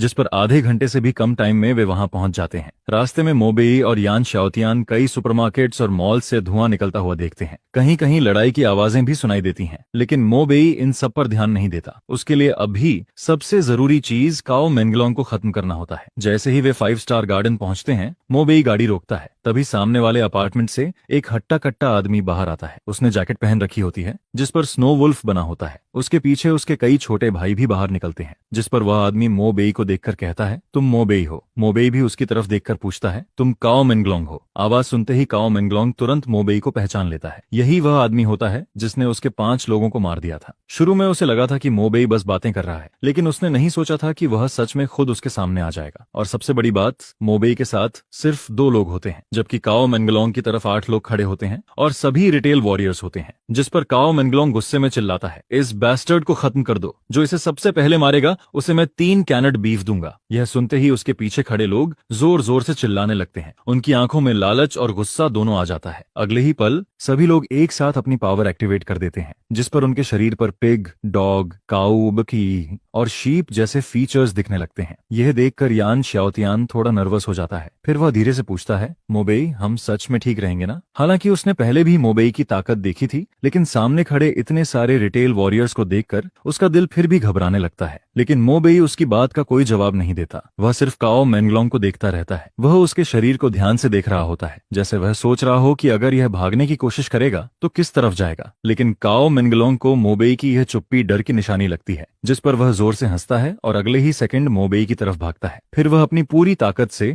एक पंच मोबेई पर मारता है, लेकिन मोबेई पीछे नहीं हटता। वह भी उसी वक्त अपना पंच आगे करता है। दोनों के पंच आपस में टकराते हैं, जिस पर जोरदार आवाज होती है और उनके हाथों के बीच से स्पार्क्स निकलते हैं, लेकिन कोई भी पीछे नहीं हटता। इसी वक्त काओ मेंगलोंग के दोनों हाथों पर फिश स्केल्स जैसा आर्मर बन जाता है। फिर वह हंसते हुए कहता है, मेरी एबिलिटी फिश आर्मर है, मैं अपने हाथों पर यह आर्मर बना सकता हूँ। मोबेई फिर भी कुछ नहीं बोलता। यह देखकर पीछे खड़े छोटे भाई और भी ज्यादा एक्साइटेड हो जाते हैं। बॉस काओ बहुत स्ट्रांग है, ये बैस्टर्ड ज्यादा देर नहीं टिकेगा, लगता है हमें लड़ने की जरूरत भी नहीं पड़ेगी। यान शाओतियान यह सब सुनकर और भी ज्यादा परेशान हो जाता है, लेकिन तभी मोबेई के कंधे पर बहता हुआ खून अचानक इकट्ठा होने लगता है, जिस पर अगले ही पल उसके कंधे पर एक अजीब इलेक्ट्रिक फिश का सिर बन जाता है। उसकी आंखों से हल्की रोशनी निकल रही होती है और उसका मुंह मुंह धीरे धीरे खुलने लगता है। फिर वह सीधा काओ मैंगलोंग के हाथ की तरफ बढ़ता है। काओ मैंगलोंग को बिल्कुल भरोसा होता है कि उसका आर्मर उसे बचा लेगा। उसे लगता है कि सामने वाला उसके डिफेंस को तोड़ ही नहीं पाएगा, लेकिन अगले ही सेकंड उस फिश हेड के तेज दांत उसके आर्मर को ऐसे चीर देते हैं जैसे वह कुछ था ही नहीं, जिस पर वह सीधा काओ मैंगलोंग के हाथ के अंदर घुस जाता है। फिर उसके बाद एक बहुत ही तेज सक्शन शुरू हो जाती है। काओ मैंगलोंग का खून तेजी से बाहर निकलने लगता है। यह फील होते ही काओ मैंगलोंग पहली बार सच में डर जाता है। उसे समझ आता है कि मो बेई बिल्कुल सिंपल इंसान नहीं है। वह पीछे हटना चाहता है, लेकिन मो बेई दोनों हाथों से उसके कंधे पकड़ लेता है, जिस पर काओ मैंगलोंग का खून लगातार बाहर निकलता रहता है। उसका चेहरा धीरे धीरे सफेद पड़ने लगता है। उसका पूरा शरीर कमजोर होने लगता है और दूसरी तरफ मो बेई को फील होता है कि उसके शरीर की ताकत वापस आ रही है। उसके कंधे पर बना वो फिश हेड भी और ज्यादा बड़ा और लाल हो जाता है। कुछ ही देर में काओ मैंगलोंग के शरीर में एक बूंद भी खून नहीं बचता,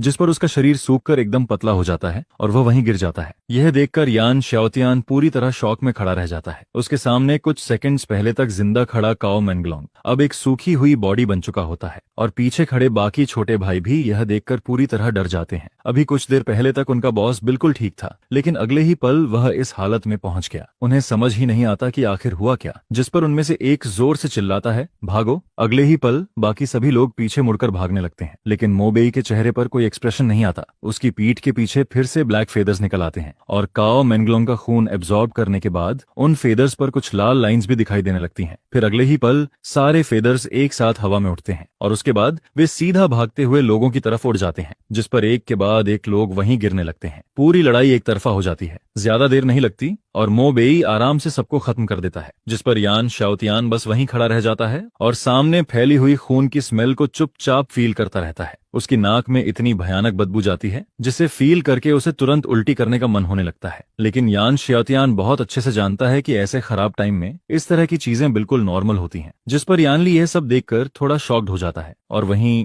मो बेई भी थोड़ा हैरान होता है, लेकिन उसे बिल्कुल उम्मीद नहीं होती कि यान श्याओतियान जैसा इतना बड़ा और स्ट्रांग इंसान भी ये सब सह लेता है। जिस पर मो बेई कहता है, पहले इसे सॉल्व करते हैं। सप्लाईज शायद अपार्टमेंट के अंदर ही होंगी। सबको कार से बाहर निकालो और ऐसा दिखाओ जैसे हम लोग किसी मुसीबत में फंसे हुए हैं। यह सुनकर यान श्याओतियान सिर हिलाता है और फिर कार का पीछे वाला कंपार्टमेंट खोल देता है, जिसके बाद जब सभी लोग अपार्टमेंट के अंदर पहुंचते हैं तब उन्हें काओ मैंगलोंग और उसके लोगों के द्वारा जमा किया गया बहुत सारा सामान दिखाई देता है। यह देखकर वहां मौजूद सभी लोग खुशी से पागल होने लगते हैं, जिस पर सभी लोग बहुत सावधानी से हर सामान को उठाना शुरू करते हैं, कोई भी चीज खराब ना हो जाए। इस वजह से हर फूड आइटम और डेली जरूरत की चीज को एक एक करके बहुत ध्यान से बाहर लाया जाता है। हालांकि यह सब सिर्फ खाने पीने और रोजमर्रा के सामान होते हैं, लेकिन इस टाइम पर इनकी कीमत गोल्ड और डायमंड से भी ज्यादा होती है। इसके बाद ताकि कुछ भी गलत ना हो, मो बेई खुद उन सामानों को ट्रक तक पहुंचाने का काम देखने लगता है। लेकिन तभी जब सभी लोग सामान लेकर वापस जा रहे होते हैं, तभी अचानक एक एक्सीडेंट जैसा सीन सामने आता है। एक बहुत बड़ा हाथ अचानक ट्रक के सामने आकर उसे रोक देता है, जिसे देखकर सभी लोग डर जाते हैं। वह एक प्लेन क्लॉथ्स वाइल्ड डॉग होता है। उसके पूरे शरीर पर ऐसे बाल होते हैं जैसे हजारों नुकीली सुइयां लगी हों। उसके मोटे और ताकतवर पैर जमीन को पकड़कर आगे की तरफ झुके हुए होते हैं और वह पूरे ट्रक का रास्ता रोककर खड़ा रहता है, जिस पर उसका भद्दा और खतरनाक हाथ सीधे मो बेई की तरफ बढ़ने लगता है। लेकिन मो बेई एक भी बेकार बात नहीं करता, जिस पर वह तुरंत कार का डोर खोलता है और नीचे उतर जाता है। लेकिन जैसे ही मो बेई नीचे उतरता है, तभी दोनों तरफ की गलियों से एक के बाद एक और बड़े बड़े हाथ बाहर आने लगते हैं। देखते ही देखते वहां कुल 8 ऐसे मॉन्स्टर खड़े हो जाते हैं। वे सभी ग्रीन कपड़ों में होते हैं, लेकिन उनके शरीर किसी इंसान जैसे नहीं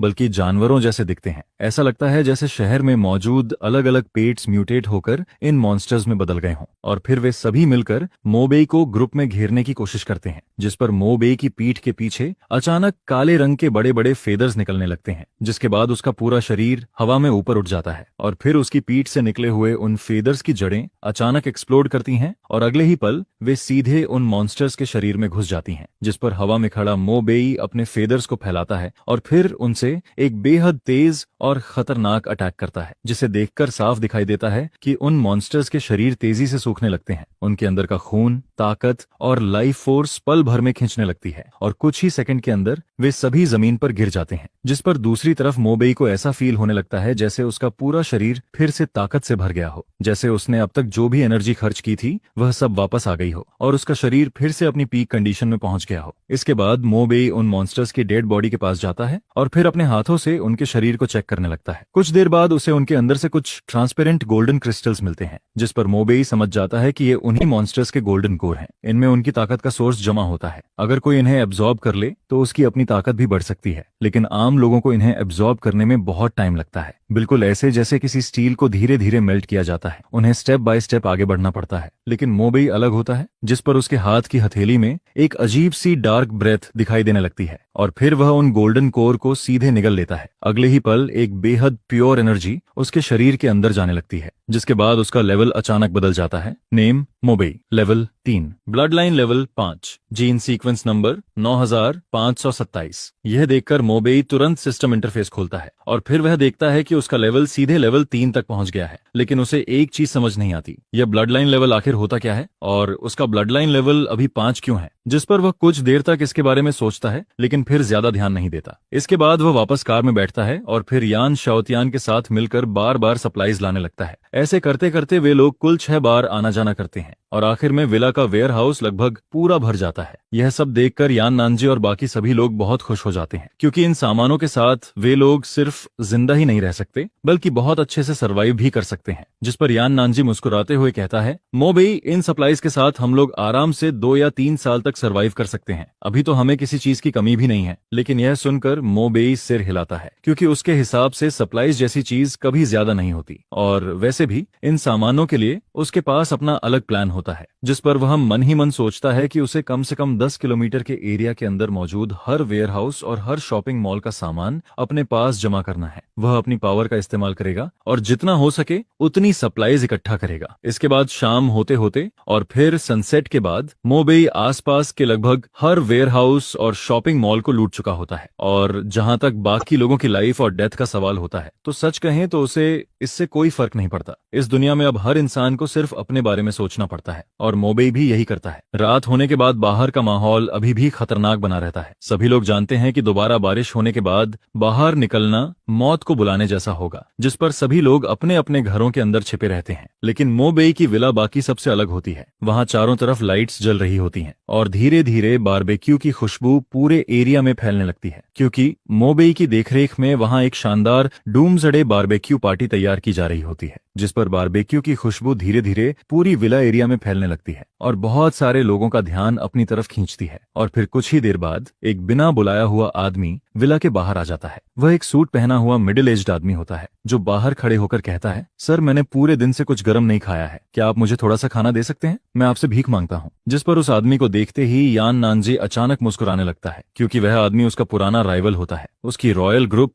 बस थोड़ा सा ही पीछे थी यान नानजी की तियानसिंग ग्रुप से। और जब यान नानजी ने पहले मोबेई से उस डार्क केओस के बारे में सुना था, तब उसने यह सोचकर कि चाहे बात सच हो या झूठ, पहले से तैयारी करना ज्यादा सही रहेगा, तुरंत अपनी विला को मजबूत करना शुरू कर दिया था। जिस पर उसने अपने लोगों को बाहर भेजकर बहुत सारी खरीदारी भी करवाई थी। वह बड़े स्केल पर फूड खरीद रहा होता है, लेकिन तभी यह आदमी उससे टकरा जाता है और फिर उसे टॉन्ट करने लगता है। वह कहता है कि तुम्हारा दिमाग खराब हो गया है। व्हाइट प्रेसिडेंट कंपनी जाकर पूरा सिचुएशन हैंडल करने की जगह यहाँ आकर सप्लाईज जमा कर रहा है। जिस पर हुआंग जियानमिन कहता है, बॉस हुआंग, आपको याद होगा जब मैं सप्लाईज जमा कर रहा था तब आपने मुझे देखकर हंसते हुए कहा था कि मैं पागल हो गया हूँ, लेकिन अब मैं सच में भूख से मरने वाला हूँ। सर, पुरानी बातों को भूल जाइए। रॉयल ग्रुप का प्रेसिडेंट होकर भी मेरे पास खाने को कुछ नहीं है। जिस पर यान नानजी कहता है, यहाँ मजाक मत करो, मेरे पास सच में कोई एक्स्ट्रा खाना नहीं है। यह सुनकर हुआंग जियानमिन जल्दी से कहता है, ऐसा मत कहिए कि आपका खाना खत्म हो गया है, मैं आपका सामान फ्री में नहीं लूंगा, मैं उसके बदले में कुछ दे सकता हूँ। जिस पर हुआंग जियानमिन अपनी वॉच उतारकर यान नानजी की तरफ बढ़ाता है, लेकिन यान नानजी उसे देखकर कहता है, बॉस हुआंग, आपको भी पता होना चाहिए कि इस दुनिया में एक्सपेंसिव वॉचेस की कोई वैल्यू नहीं बची है। यह सुनकर हुआंग जियानमिन जल्दी से कहता है, मेरे गैराज में अभी भी टॉप लग्जरी कार्स और सुपर कार्स हैं, मैं आपको सब दे दूंगा। जिस पर यान नानजी मोबेई की तरफ देखता है और फिर कहता है, मोबेई, ये सारी सप्लाईज तुमने लाई हैं, अब तुम ही बताओ कि क्या करना है। जिस पर मोबेई हल्का सा हंसता है और फिर कहता है, बॉस यान, आप क्या सोचते हो? यह सुनकर यान नानजी बिना कुछ सोचे सीधा कह देता है, तो फिर कुछ मत दो। जिस पर वह दोबारा हुआंग जियानमिन की तरफ देखकर कहता है, तुम अभी भी इंसान नहीं बने, क्या तुम सच में चाहते हो कि मैं तुम्हें यहाँ मरता हुआ देखूं? उसी समय वहाँ बाकी जगहों के कुछ और बॉसेस भी आ जाते हैं। वे सभी बाहर खड़े होकर यह सब देख रहे होते हैं। उन सबके चेहरे पर डर और बेचैनी साफ दिखाई दे रही होती है। जिस पर उनमें से एक कहता है, हम सब इंसान हैं, तुम लोग इतने कोल्ड और डेंजरस कैसे हो सकते हो? यह सुनते ही यान नानजी के पूरे शरीर की मसल्स अचानक फूलने लगती हैं और अगले ही पल वह एक बहुत बड़े मस्कुलर बुलहेड में बदल जाता है। उसकी नाक से गर्म हवा निकलती है और फिर वह एक जोरदार रोर करता है। उसकी आवाज इतनी खतरनाक होती है कि वहां मौजूद सभी लोगों के कान लगभग फटने लगते हैं, जिस पर कोई भी वहां रुकने की हिम्मत नहीं करता। फिर यान नानजी उन सबकी तरफ देखकर कहता है, अब बोलो, तुम में से कौन है जो मेरे सामने खड़े होकर दोबारा यह बात कहेगा? यह देखकर वहां मौजूद सभी लोग तुरंत चुप हो जाते हैं और फिर डरकर वहां से चले जाते हैं।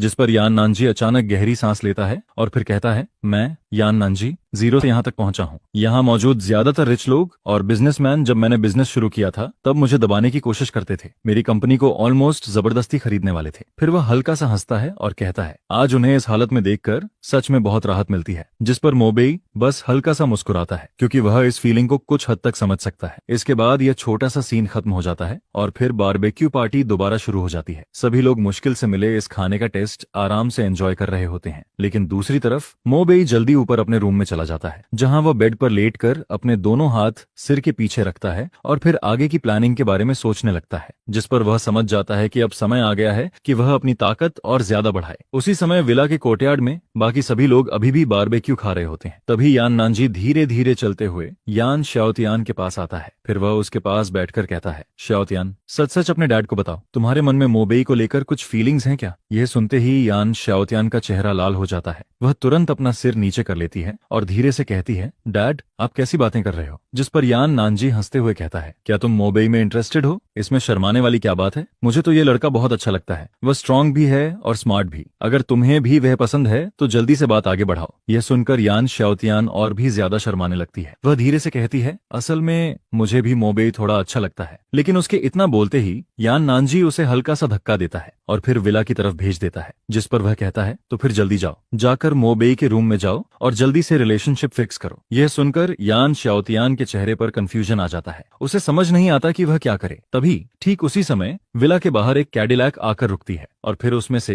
एक येलो हेयर वाला लड़का बाहर निकलता है। जिस पर जैसे ही यान शाओतियान उसे देखती है, उसके चेहरे का एक्सप्रेशन तुरंत बदल जाता है और दूसरी तरफ यान नानाजी का चेहरा भी धीरे धीरे डार्क होने लगता है, क्योंकि वह लड़का ली चिंगशान होता है, जो हमेशा से यान शाओतियान के पीछे पड़ा हुआ होता है। फिर ली चिंगशान हंसते हुए कहता है, अंकल यान, आप भी यहाँ हो, बहुत अच्छा हुआ। अब मैं एक रियल वॉरियर बन चुका हूँ। मैं इस बार शाओतियान को प्रपोज करने आया हूँ। अब मैं आपकी प्रेशियस बेटी के लायक हूँ। लेकिन उसे यान नानजी के चेहरे की हालत से कोई फर्क नहीं पड़ता। जिस पर वह अपनी कार का पीछे वाला बॉक्स खोलता है और उसमें से कुछ पुराने और एक्सपायर्ड कैनेड फूड बाहर निकालता है। फिर वह उन कैंस को आगे बढ़ाते हुए कहता है, अंकल यान, शाओतियान, ये फूड रख लीजिए, इसे मेरी तरफ से गिफ्ट समझिए। फिर वह घमंड से कहता है, 30 ईयर कॉन्ट्रैक्ट और 30 साल की मेहनत के बाद अब मैं पहले वाला इंसान नहीं रहा। यह सुनकर यान शाओतियान अपना चेहरा दूसरी तरफ घुमा लेती है। उसकी आंखें थोड़ी लाल हो जाती हैं, लेकिन वह इमोशनल नहीं होती, बल्कि उसे बहुत शर्मिंदगी फील होती है कि ऐसा इंसान उसे पसंद करता है। जिस पर यान नानजी यान शाओतियान के सामने खड़ा हो जाता है और फिर ली चिंगशान की तरफ देखकर कहता है, मैं तुम्हें आखिरी बार समझा रहा हूँ, शांत रहो। लेकिन ली चिंगशान हंसते हुए कहता है, अब मैं एक हाई लेवल वॉरियर हूँ। अगर आपको अभी भी यकीन नहीं है तो मुझे मारकर देख लीजिए। मैं आपको 3 पंच मारने का मौका देता हूँ। यह सुनते ही यान नानजी का गुस्सा पूरी तरह फट जाता है। अगले ही पल उसका शरीर फिर से बदलने लगता है और वह एक 3 मीटर लंबे मसलर बुलहेड में बदल जाता है। फिर वह दांत भींचते हुए कहता है, अगर तुम मेरे 3 पंच झेल गए तो मैं शाओतियान की शादी तुमसे कर दूंगा। यह देखकर ली चिंगशान भी थोड़ा घबरा जाता है, लेकिन फिर भी वह हिम्मत दिखाते हुए कहता है, ठीक है, जैसा आपने कहा, अगर मैं आपके 3 पंच झेल गया तो शाओतियान मेरी होगी। जिस पर यान नानजी उसे घूरते हुए एक एक शब्द बोलता है, मैं कोई सिविलाइज्ड आदमी नहीं हूँ और मैं जेंटलमैन बनने का नाटक भी नहीं करता। लेकिन तभी ली चिंगशान पीछे हटने लगता है और फिर कहता है, अगर आपको मैं पसंद नहीं हूँ तो मैं चला जाता हूँ, लेकिन अंकल यान, मैं शाओतियान को बहुत अच्छे से रखूंगा। आखिर वह सिर्फ एक नॉर्मल लड़की है, अगर वह मेरे साथ रहेगी तो उसे कभी तकलीफ नहीं होगी। यह सुनते ही यान नानजी पूरी तरह भड़क जाता है, जिस पर वह तुरंत पास में रखा बारबेक्यू ग्रिल उठा लेता है। जिस पर यान नानजी वह बारबेक्यू ग्रिल उठाकर सीधे कैडिलैक की तरफ फेंक देता है और दूसरी तरफ ली चिंगशान जल्दी से वहां से भागने लगता है। उसके हाथ में अभी भी वे 7 एक्सपायर्ड कैंड फूड होते हैं, लेकिन भागते हुए भी वह पीछे मुड़कर देखना नहीं भूलता, जिस पर यान नानजी गुस्से में उसे घूरता रहता है। वह सिर्फ यही सोचता है कि काश उसने अभी कम खाना नहीं खाया होता, वरना वह अभी उड़कर उस लड़के को टुकड़ों में फाड़ देता। इसके बाद जब ली चिंगशान वहां से चला जाता है तब यान नानजी वापस अपने नॉर्मल रूप में आ जाता है। फिर वह यान शाओतियान की तरफ देखता है और बाकी सभी लोगों के सामने कहता है, शाओतियान, मोबेई वाली बात के बारे में फिर से सोचो, जल्दी शुरू करो। यह सुनकर यान शाओतियान इस बार मना नहीं करती, उसके अंदर सिर्फ नर्वसनेस होती है। वह धीरे से सिर हिलाती है, जिस पर उसके मन में उसके डैड की बातें बार बार घूमने लगती हैं। आखिर रिटेल वॉरियर सिस्टम वाले लोग नॉर्मल इंसानों से कई गुना ज्यादा स्ट्रांग होते हैं और वह दूसरी चीजों में भी वैसे ही होते हैं। मोबेई की ताकत इतनी ज्यादा है कि वह खुद नहीं जानती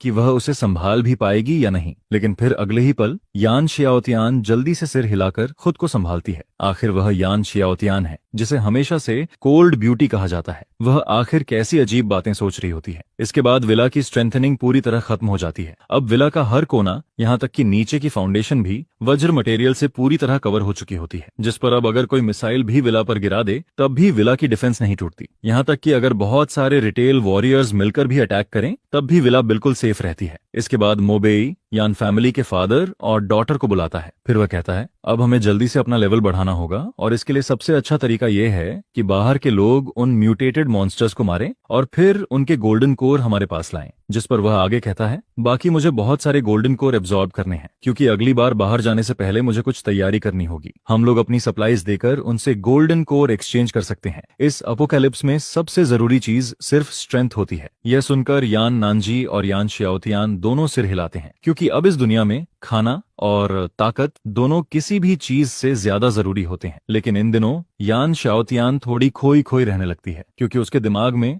बार बार उसके डैड की बात घूमती रहती है। मोबेई बहुत अच्छा था, वह स्ट्रांग भी है, स्मार्ट भी है और सबसे बड़ी बात वह हैंडसम भी है। ऐसे टाइम में ऐसा आदमी किसी खजाने से कम नहीं होता। जिस पर यान शाओतियान सोचती है कि अगर मोबेई चाहे तो बहुत जल्दी उसके आसपास लड़कियों की लाइन लग जाएगी। फिर वह मन में सोचती है, नहीं, मुझे जल्दी कुछ करना होगा। लेकिन यह सोचते ही वह और भी ज्यादा नर्वस हो जाती है, क्योंकि वह हमेशा से बाहर की दुनिया के सामने एक कोल्ड और सीरियस लड़की की तरह रहती आई है। उसके आसपास हमेशा बहुत सारे लड़के रहे हैं, लेकिन उसने कभी किसी को पसंद नहीं किया और अब उसे खुद जाकर मोबेई से अपने दिल की बात कहनी होगी। यह सोचकर ही उसका चेहरा लाल हो जाता है। उसे बिल्कुल समझ नहीं आता कि वह क्या करे। लेकिन तभी जब यान शाओतियान अपने मन में यह सब सोच रही होती है, तभी कुछ गाड़ियां विला के बाहर आकर रुकती हैं, जिस पर उन कार से कुछ लोग नीचे उतरते हैं। उनके हाथ में कुछ स्नेक स्किन बैग्स होते हैं और उन बैग्स के अंदर बहुत सारे गोल्डन कोर भरे होते हैं। दूसरी तरफ मोबेई पहले ही विला के बाहर लगे सर्विलांस से यह सब देख चुका होता है, जिस पर वह सीधा दरवाजा खोलकर बाहर चला जाता है। जैसे ही वे लोग मोबेई को देखते हैं, वे तुरंत बहुत ऑनेस्टली बिहेव करने लगते हैं, क्योंकि वे जानते हैं कि मोबेई कोई नॉर्मल इंसान नहीं बल्कि एक बहुत डेंजरस आदमी है। जिस पर उनमें से एक जल्दी से कहता है, गलत मत समझिए, हमारा कोई बुरा इरादा नहीं है, हम बस सप्लाईज एक्सचेंज करने आए हैं। फिर वह अपने हाथ में पकड़ा हुआ बैग खोलता है और कहता है, ये सब गोल्डन कोर हैं जो हमने उन मॉन्स्टर्स को मारकर निकाले हैं। जिस पर मोबेई उन बैग्स के अंदर नजर डालता है। वहां कम से कम 10 से ज्यादा गोल्डन कोर होते हैं। इसके बाद मोबेई सिर हिलाता है और फिर लोगों से कहता है कि कुछ सप्लाईज लाकर इन लोगों को दे दो। जिसके बाद वह सारे गोल्डन कोर लेकर वापस विला के अंदर आ जाता है। वापस आने के बाद मोबेई उनमें से एक एक गोल्डन कोर यान नानजी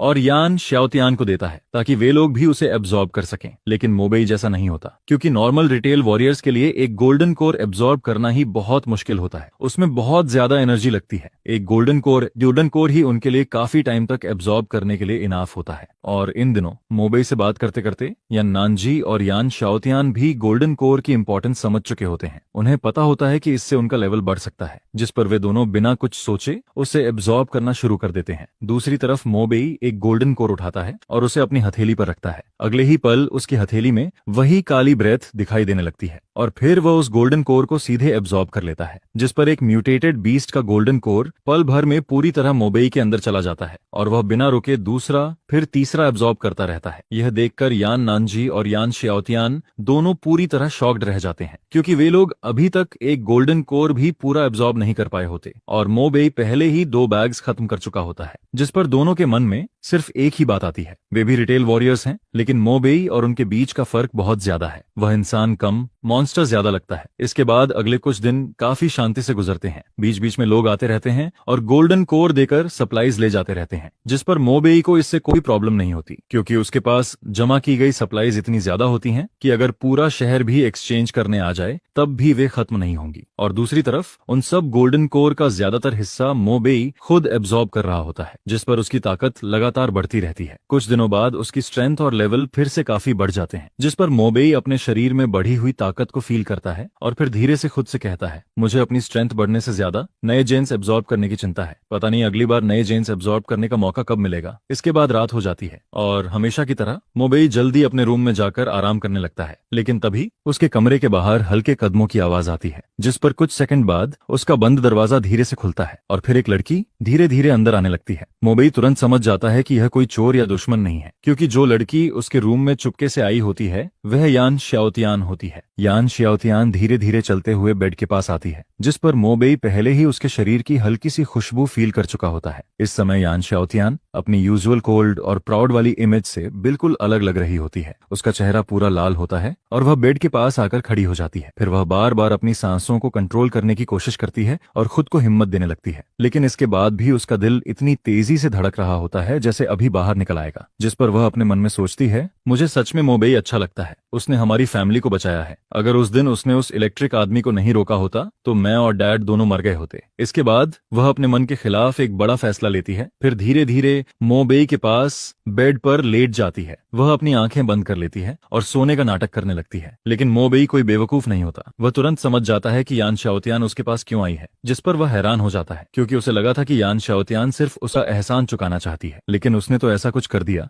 जिसकी उसने बिल्कुल उम्मीद नहीं की थी। फिर मोबेई धीरे से कहता है, तुम यहाँ क्या कर रही हो? यह सुनते ही यान श्याओतियान, जो अभी तक अपने दिल की धड़कन दबाने की कोशिश कर रही होती है, डरकर हल्का सा चीख पड़ती है, जिस पर उसका चेहरा और भी ज्यादा लाल हो जाता है। उसकी आंखें इधर उधर देखने लगती हैं। वह कुछ बोल नहीं पाती, लेकिन अगले ही पल वह अपना मन बदल लेती है, क्योंकि वह अब आधे रास्ते में पीछे नहीं हट सकती। जिस पर मोबे कुछ समझ पाता उससे पहले ही यान श्याओतियान अचानक पलटकर उसकी तरफ आ जाती है और फिर वह बिना कुछ बोले अपने गर्म होंठ उसके होंठों पर रख देती है। इसके बाद कमरे में पूरी तरह सन्नाटा छा जाता है। बाहर चांदनी जमीन पर शांत होकर चमक रही होती है, लेकिन वह कमरे के अंदर चल रही गर्माहट तक नहीं पहुंच पाती। इसके बाद अगली सुबह चौथे दिन मोबेई बहुत जल्दी उठ जाता है। उसका चेहरा पहले जैसा ही नॉर्मल होता है, लेकिन दूसरी तरफ यान श्याओतियान लगभग दोपहर में उठती है और जब वह चलती हुई नीचे आती है तब उसका चलने का तरीका थोड़ा अजीब लग रहा होता है, जिस पर लिविंग रूम का माहौल थोड़ा ऑकवर्ड हो जाता है। हालांकि यान नानजी के दिल में बहुत खुशी होती है, लेकिन वह कुछ नहीं कहता। तभी मोबेई अचानक उसकी तरफ देखकर कुछ बोलने लगता है, लेकिन उससे पहले ही यान नानजी हाथ उठाकर कह देता है, तुम दोनों की बातों में मैं नहीं पड़ूंगा, तुम लोग जो करना चाहते हो खुद डिसाइड करो। फिर वह अचानक याद करके कहता है, वैसे मोबेई आज सुबह फिर बहुत सारे लोग सप्लाईज एक्सचेंज करने आए थे। जिस पर मोबेई सिर हिलाता है। फिर वह अपना सूटकेस खोलता है और उसके अंदर रखे गोल्डन कोर अब्सॉर्ब करना शुरू कर देता है। कुछ ही मिनटों में सूटकेस के अंदर रखे सारे गोल्डन कोर उसके अंदर चले जाते हैं, जिस पर अचानक उसके दिमाग में सिस्टम की आवाज गूंजती है, कंग्रेचुलेशंस, होस्ट का लेवल बढ़कर लेवल 10 हो गया है और एक नया डवोर चांस अनलॉक हो गया है। अब होस्ट प्लांट्स और इंसेक्ट्स को भी डवोर कर सकता है। यह सुनकर मोबेई थोड़ा सोचने लगता है। हालांकि उसे अभी भी समझ नहीं आता कि ब्लड लाइन लेवल का क्या मतलब है, लेकिन उसके लिए अभी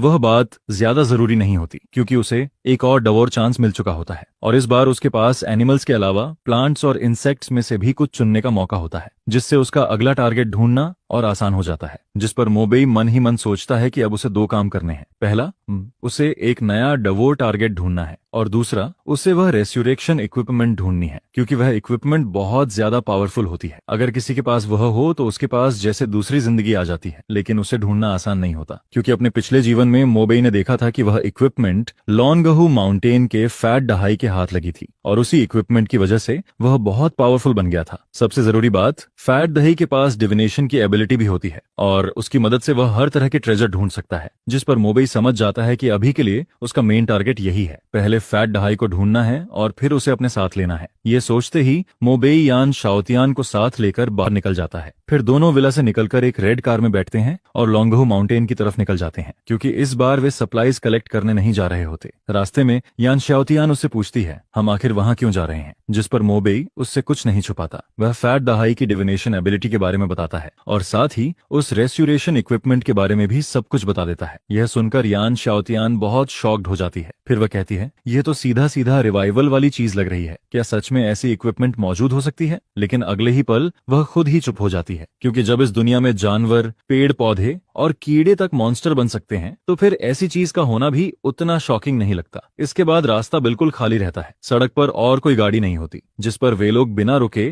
लगभग 2.5 घंटे तक ड्राइव करते हैं और आखिर में लॉन्गहू माउंटेन पहुंच जाते हैं। लेकिन मो बेई वहां का सीनरी देखने नहीं आया होता, जिस पर वह कार को सीधे टाओइस्ट टेम्पल के बाहर रोक देता है। फिर जैसे ही दोनों कार से नीचे उतरते हैं तभी सामने का दरवाजा अचानक खुल जाता है और उसके बाद टाओइस्ट रोब पहना हुआ एक मोटा आदमी बाहर निकलता है। उसकी आंखें नींद से भरी होती हैं और वह चलते चलते जम्हाई ले रहा होता है। फिर वह कहता है, हम इंसेंस के बदले हर तरह की सप्लाईज ले सकते हैं, सबसे अच्छा होगा अगर तुम्हारे पास फूड हो। लेकिन उसकी बात पूरी होती उससे पहले ही मो बेई अचानक आगे बढ़ता है और सीधा उसके चेहरे पर एक पंच मार देता है, जिस पर फैट दहाई जमीन पर गिर जाता है और फिर शॉक होकर चिल्लाता है, तुम क्या कर रहे हो? लेकिन मो बेई कोई जवाब नहीं देता, वह बस उसे घूरता रहता है, जिस पर फैट दहाई अचानक कांपने लगता है। उसका चेहरा सफेद पड़ जाता है और अगले ही पल वह सीधे मो बेई के सामने घुटनों पर बैठ जाता है। फिर वह जल्दी जल्दी कहता है, भाई मुझे छोड़ दो, मैंने गलती कर दी, तुम्हें जो चाहिए मैं सब दूंगा, बस मुझे मत मारो। यह देखकर यान शाओतियान पूरी तरह कंफ्यूज्ड हो जाती है, उसकी आंखें बड़ी हो जाती हैं क्योंकि उसे समझ ही नहीं आता कि यह सब अचानक क्या हो रहा है। जिस पर फैट दहाई उन दोनों को देखता है, फिर उसकी आंखें घूमती हैं और अगले ही पल वह अचानक पीछे मुड़कर भागने लगता है। फिर भागते हुए वह चिल्लाता है, यह पागल आदमी ऑनेस्ट लोगों को परेशान कर रहा है। हालांकि लॉन्गहू माउंटेन के टाओइस्ट्स के पास भी बॉडी मजबूत करने वाली टेक्निक्स होती हैं, लेकिन वे रिटेल वॉरियर्स जितनी स्ट्रांग नहीं होती और फैट दहाई की असली ताकत तो उसके टैलिस्मैन और मैजिक में होती है। लेकिन अभी वह जल्दी में बाहर आया होता है, उसके पास सिर्फ एक पतला रोब होता है, उसने अपने टैलिस्मैन भी नहीं लिए होते। जिस पर कुछ दूर भागने के बाद फैट दहाई को अचानक थोड़ा कॉन्फिडेंस आ जाता है, लेकिन अगले ही पल उसके चेहरे की स्माइल पूरी तरह गायब हो जाती है, क्योंकि मो बेई उसे देख रहा होता है। वो सीधे दाव फुलू की तरफ देखता है और उसके पीछे एक फेदर शूट कर देता है, जिस पर वह स्टिलनेस सीधे डली हेवनली मास्टर के छोड़े हुए हाई लेवल फुलू को पेनिट्रेट कर देता है। यह देखकर मो बेई एक बहुत ही एक्स्ट्रा ऑर्डिनरी बात बोलता है, जिस पर वो बस अपने फिस्ट्स घुमाता ही रहता है। चाहे फैट है कि आवाज बंद हुई हो या नहीं, उसे बस सामने वाले को उसके दिल तक मारना था। फिर यह पूरा यूरोपियन स्टाइल फाइट करीब आधे घंटे तक चलता है, जिस पर फैट है अब चिल्ला भी नहीं पाता है। उसका गला पूरी तरह इच्ची हो चुका था, उसका बॉडी नंब होने लगता है और धीरे धीरे उसे पेन भी नॉर्मल लगने लगता है। फिर मो बेई उससे कहता है, मुझे चाहिए कि तुम वॉर कैप्चर टेक्निक में मेरे साथ कोऑपरेट करो, जिसके बदले में मैं तुम्हें मटेरियल्स दूंगा। जिस पर मो बेई की बात अभी रिकॉर्ड ही हुई थी कि यान शाओतियान तुरंत एक मीटिंग करता है, फिर बाहर जाता है और फेरारी में रखे कुछ बड़े बड़े बॉक्सेस अंदर लेकर आता है। यह देखकर फैट है तुरंत बोलता है, पूरा लाओ तज्जू को अनपरेड करेगा। ये बात पहले बोलनी चाहिए थी, इतने सारे मटेरियल्स निकाल दिए तो लाओ तज्जू पहले ही मान जाता। इसके बाद मो बेई कई बड़े बॉक्सेस भरकर मटेरियल्स एक्सचेंज करने के लिए तैयार हो जाता है, जिस पर फैट है के पास मना करने की कोई वजह ही नहीं बचती है। फिर मो बेई उससे कहता है, यही कंडीशन है जो मैं दे सकता हूँ, अगर तुम कोऑपरेट करने के लिए मान जाते हो तो नेचुरली सबसे अच्छा रहेगा, लेकिन अगर नहीं मानोगे तो मैं तुम्हें तब तक मारता रहूंगा जब तक तुम मान नहीं जाते। यह सुनकर उसी समय फैट दहाई के होंठ फड़कने लगते हैं, उसकी आंखों के आगे अंधेरा छा जाता है। उसके मन में बस यही आता है कि यह आदमी जरूर किसी मेल हार्मोन का स्प्लिट वर्जन है, इसने चीजों को बहुत ज्यादा ओवर कर दिया है। ये शांग की तरह ही प्रॉपर कॉपी लगता है, अगर सामने वाला एग्री नहीं करता तो ये बस मारना शुरू कर देता है। जिस पर फैट है तुरंत बोलता है, ठीक है मैं मानता हूँ, मैं तुम्हारी बात मानता हूँ, मेरी बैटल कैप्चर टेक्निक सच में कुछ ट्रेजर्स की लोकेशन कैलकुलेट कर सकती है, मैं तुम्हारी हेल्प करूंगा। यह देखकर मो बेई भी थोड़ा हैरान हो जाता है, उसे खुद भी उम्मीद नहीं थी कि यह इतना स्मूथली हो जाएगा। जिस पर उसके मन में आता है कि पहले मारो और फिर बात करो वाला उसका तरीका शायद सच में काम करता है। इसके बाद फैट है जल्दी से अपना सामान पैक करता है और फिर वह लॉन्गहू माउंटेन छोड़ देता है। फिर करीब 2.5 घंटे बाद सभी लोग वापस विला में पहुंचते हैं, जिस पर फेरारी अभी रुकती ही है कि मो बेई अचानक बोलता है, सेकंड रियलम बहुत जल्द खुलने वाला है, इस दौरान तुम हमारे साथ ही रहोगे, अभी तुम्हें कुछ करने की जरूरत नहीं है, बस आराम करो, रिकवर करो और सिचुएशन खुलने का वेट करो। जिस पर फैट दहाई और मेनगडुओ दोनों सिर हिलाते हैं। फिर फैट है को सेटल कर दिया जाता है। इसके बाद मो बेई यान शाओतियान को लेकर यान नानजी के पास जाता है और उसे यहाँ की पूरी सिचुएशन का जनरल आइडिया बताता है। फिर देखते ही देखते शाम हो जाती है और डिनर का टाइम आ जाता है, जिस पर फैट दहाई भी मो बेई और बाकी लोगों के साथ खाना खाने बैठता है। लेकिन मो बेई को जल्द ही महसूस होता है कि फैट दहाई खाना खा नहीं रहा बल्कि पूरा टेबल साफ करता जा रहा है। यहाँ तक कि फेंग जू का जो बच्चों वाला मेन्यू था वह भी उसे बहुत टेस्टी लगने लगता है, जिस पर कुछ ही देर में टेबल पर रखा लगभग सारा खाना खत्म हो जाता है। यह देखकर यान नानजी के मन में भी एक अजीब सा थॉट आता है, उसे लगता है कि यह लड़का कहीं जूबाजी का रीइंकार्नेशन तो नहीं है। यह सुनकर मो बेई के होंठ भी हल्के से ट्विच करते हैं। उसके मन में अचानक डाउट आता है कि क्या वह सच में जिस मोटे आदमी को लेकर आया है वही फ्यूचर में ड्रैगन किंगडम के सबसे बड़े पावर हाउसेस में से एक बनने वाला है। लेकिन वह इन सब बातों को साइड में रख देता है क्योंकि उसके लिए अभी सबसे इंपॉर्टेंट चीज सेकंड रियलम का रेस्यूरेक्शन लेवल इक्विपमेंट है। वही अभी उसका सबसे बड़ा टारगेट बना हुआ है और अभी भी उसके पास उसे डवोर करने का चांस मौजूद है। जिस पर मोबेई के मन में आता है कि अभी बेकार की बातें सोचने का कोई फायदा नहीं है। उसके लिए सबसे जरूरी चीज बस यही है कि सेकंड रियलम खुलने से पहले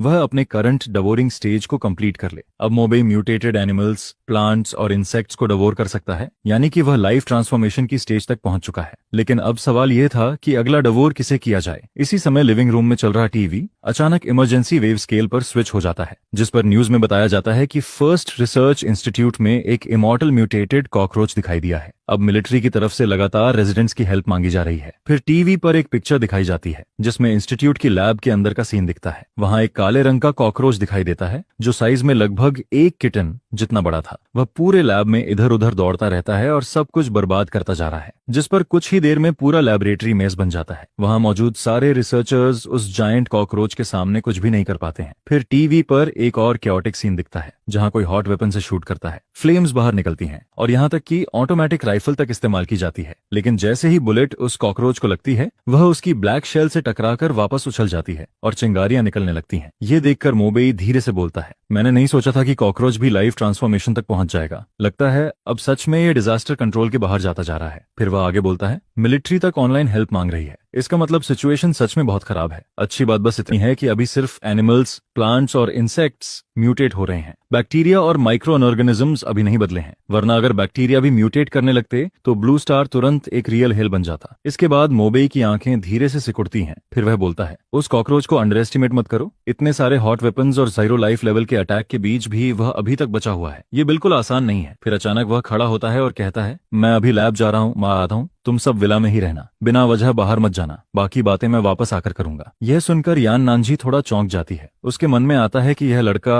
शायद उस लैबोरेटरी में लोगों की हेल्प करने जा रहा है। उसने कभी नहीं सोचा था कि हमेशा दुश्मनों के लिए रशलस रहने वाला मोबेई अंदर से इतना काइंड भी हो सकता है। वहीं दूसरी तरफ फैट दहाई अभी भी अपनी हालत की वजह से ज्यादा स्टेबल नहीं था, जिस पर वह बस सिर उठाकर मोबेई की तरफ देखता है। फिर यान नानजी उससे कहती है, चिंता मत करो, हम सब यहाँ हैं, लेकिन तुम वापस सेफ लौट कर आना। जिस पर मोबेई सिर हिलाता है। फिर वह विला से बाहर निकलता है। इसके बाद फेरारी तेजी से वहां से निकलती है और सीधे फर्स्ट रिसर्च इंस्टीट्यूट की तरफ बढ़ने लगती है। नॉर्मली कोई भी आम इंसान उस जगह के पास जाता तो उसे वार्निंग मिलती या फिर पुलिस स्टेशन ले जाकर पूछताछ की जाती, लेकिन अब डार्क टर्नाइल शुरू हो चुका था, जिस पर पुराने रूल्स की कोई वैल्यू नहीं बची थी। फिर कुछ देर बाद स्टाफ का एक मेंबर मोबेई को लेकर इंस्टीट्यूट के अंदर एक ऑफिस में पहुंचता है। अंदर जाते ही वह सामने बैठे फिगर से एक्साइटेड होकर कहता है, डियन, कोई हमारी रिसर्च इंस्टीट्यूट की हेल्प करने आया है, मैं इन्हें अंदर लेकर आया हूँ। जिस पर ऑफिस के अंदर लेदर सोफा पर एक वुमन बैठी हुई दिखाई देती है। बाहर तेज हवा और बारिश चल रही थी और वह वुमन वही बैठी हुई थी। उसने पहन रखा था लैब की सफेद रोशनी में उसकी सफेद कलाइयां साफ दिख रही थीं और उसकी उंगलियों में एक पेयर ऑफ व्हाइट और पतले ग्लव्स दिखाई दे रहे थे।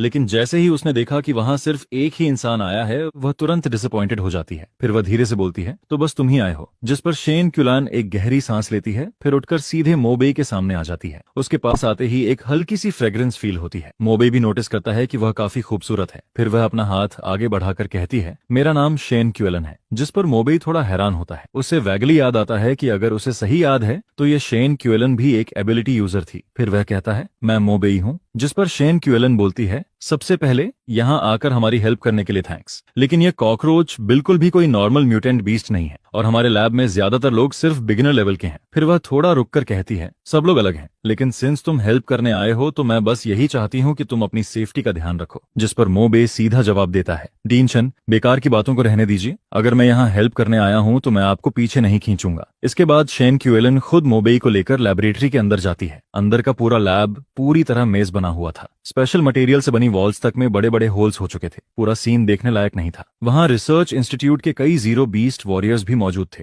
लेकिन इतने लोगों के होने के बावजूद वह म्यूटेंट कॉकरोच किसी को भी मौका नहीं दे रहा था। फिर अचानक जो म्यूटेंट कॉकरोच इतने लोगों के अटैक के बीच भी बिल्कुल ठीक था, वह अचानक रुक जाता है और सीधे मोबेई की तरफ दौड़ने लगता है। यह देखकर मोबेई भी शॉक्ड रह जाता है और मन ही मन गाली देता है। आधे मीटर जितना बड़ा वह जायंट कॉकरोच एक बेहद अजीब पोज में उसकी तरफ कूदता है। जिस पर मोबेई के दिमाग में बस एक ही बात आती है, इतने सारे लोग यहाँ खड़े हैं और इसके बगल में इतनी खूबसूरत डीन शेन क्यूलान भी खड़ी है, लेकिन यह कॉकरोच सिर्फ मेरी तरफ ही क्यों आ रहा है। वहीं दूसरी तरफ शेन क्यूएलन भी यह देखकर रिएक्ट करती है। लेकिन वह जीरो बीस्ट वॉरियर नहीं थी, इसलिए वह कुछ भी नहीं कर सकती थी। जिस पर पूरा कैओटिक सीन अचानक एक अजीब सी खामोशी में बदल जाता है। वहां मौजूद सभी लोग एक साथ मोबेई की तरफ देखने लगते हैं। सबको लगता है कि अब उसके साथ कुछ बुरा होने वाला है। फिर कुछ देर के लिए मोबेई भी रुक जाता है। वह ऑलमोस्ट अपने ट्रांसफॉर्मेशन स्टेट में जाने ही वाला था, लेकिन तभी अचानक एक ऐसा सीन होता है जिसे देखकर सभी लोग दंग रह जाते हैं, क्योंकि वह कॉकरोच मोबेई पर अटैक नहीं करता, बल्कि वह उसके सामने आकर रुक जाता है, फिर जमीन पर झुक जाता है और उसके मुंह से अजीब सी आवाज निकलने लगती है। जिस पर मोबेई अपना सिर खुजलाता है और कंफ्यूज्ड होकर बोलता है, क्या तुम मुझे सरेंडर कर रहे हो? फिर वह ऑकवर्ड होकर कहता है, ठीक है, थैंक्स। जिस पर वह कॉकरोच फिर से एक आवाज निकालता है, जैसे वह मोबेई की बात का जवाब दे रहा हो। हालांकि मोबेई उसकी आवाज समझ नहीं पाता, लेकिन वह साफ देख सकता था कि उसका पोस्चर नीचे हो गया था, यानी कि वह कॉकरोच सच में उसके सामने सरेंडर कर चुका था। यह देखकर पूरे लैबोरेटरी के रिसर्चर्स और यहाँ तक कि शेन क्यूएलन भी पूरी तरह शॉक्ड रह जाते हैं। उन सब की समझ ही बदल जाती है। फिर मोबेई सीधा शेन क्यूलान की तरफ देखकर कहता है, डैन शेन, लगता है सब सॉल्व हो गया है, इस कॉकरोच को मैं अपने साथ ले जाता हूँ। जिस पर वहां मौजूद सभी लोग बस उसे जाते हुए देखते रह जाते हैं। इसके बाद मोबेई उस कॉकरोच को लेकर लैब से बाहर निकल जाता है। फिर वह उसे एक सुनसान और दूर वाले कोने में ले जाता है। फिर वह कॉकरोच की तरफ देखकर बोलता है, तुम मेरी बात समझ सकते हो, है ना? जिस पर वह कॉकरोच फिर से आवाज निकालता है और हल्का सा अपना सिर झुका देता है, जैसे वह उसकी बात का जवाब दे रहा हो। फिर मोबेई सीधा बोलता है, सेंस तुमने सरेंडर कर दिया है तो अब मैं तुम्हें डिवोर करने वाला हूँ, तुम्हें कोई प्रॉब्लम तो नहीं है? यह सुनते ही वह कॉकरोच अचानक आवाज निकालता है, फिर तुरंत पलटकर भागने लगता है। उसके 8 पैर इतनी तेजी से चलते हैं कि वह ऑलमोस्ट गोली की तरह भागता है। यह देखकर मोबेई समझ जाता है कि सामने वाला सरेंडर तो कर चुका है, लेकिन उसकी अपनी सोच और कॉन्शियसनेस अभी भी बाकी है। वह कोई इमोशनलेस पपेट नहीं बना था। जिस पर मोबेई तुरंत अपनी ट्रांसफॉर्मेशन स्टेट में चला जाता है। अगले ही पल उसके शरीर से बिजली से भरे 2 अटैक्स निकलते हैं और सीधे भागते हुए कॉकरोच की तरफ शूट हो जाते हैं। फिर वह कॉकरोच पूरी तरह बिजली से ढक जाता है, जिस पर मोबेई अपने विंग्स हिलाता है और अगले ही पल उसके सामने पहुंच जाता है। फिर वह अपना सिर नीचे करता है और कॉकरोच के सिर को सीधा काट लेता है। कुछ ही देर में क्रंच जैसी आवाज आने लगती है। फिर कुछ मिनट बाद वह कॉकरोच पूरी तरह मोबेई के द्वारा डिवोर कर लिया जाता है। फिर उसके दिमाग में एक आवाज सुनाई देती है, कंग्रेचुलेशंस होस्ट, आपने म्यूटेंट कॉकरोच को सक्सेसफुली डिवोर कर लिया है। जेनेटिक सीक्वेंस सक्सेसफुली एक्सट्रैक्ट हो चुका है।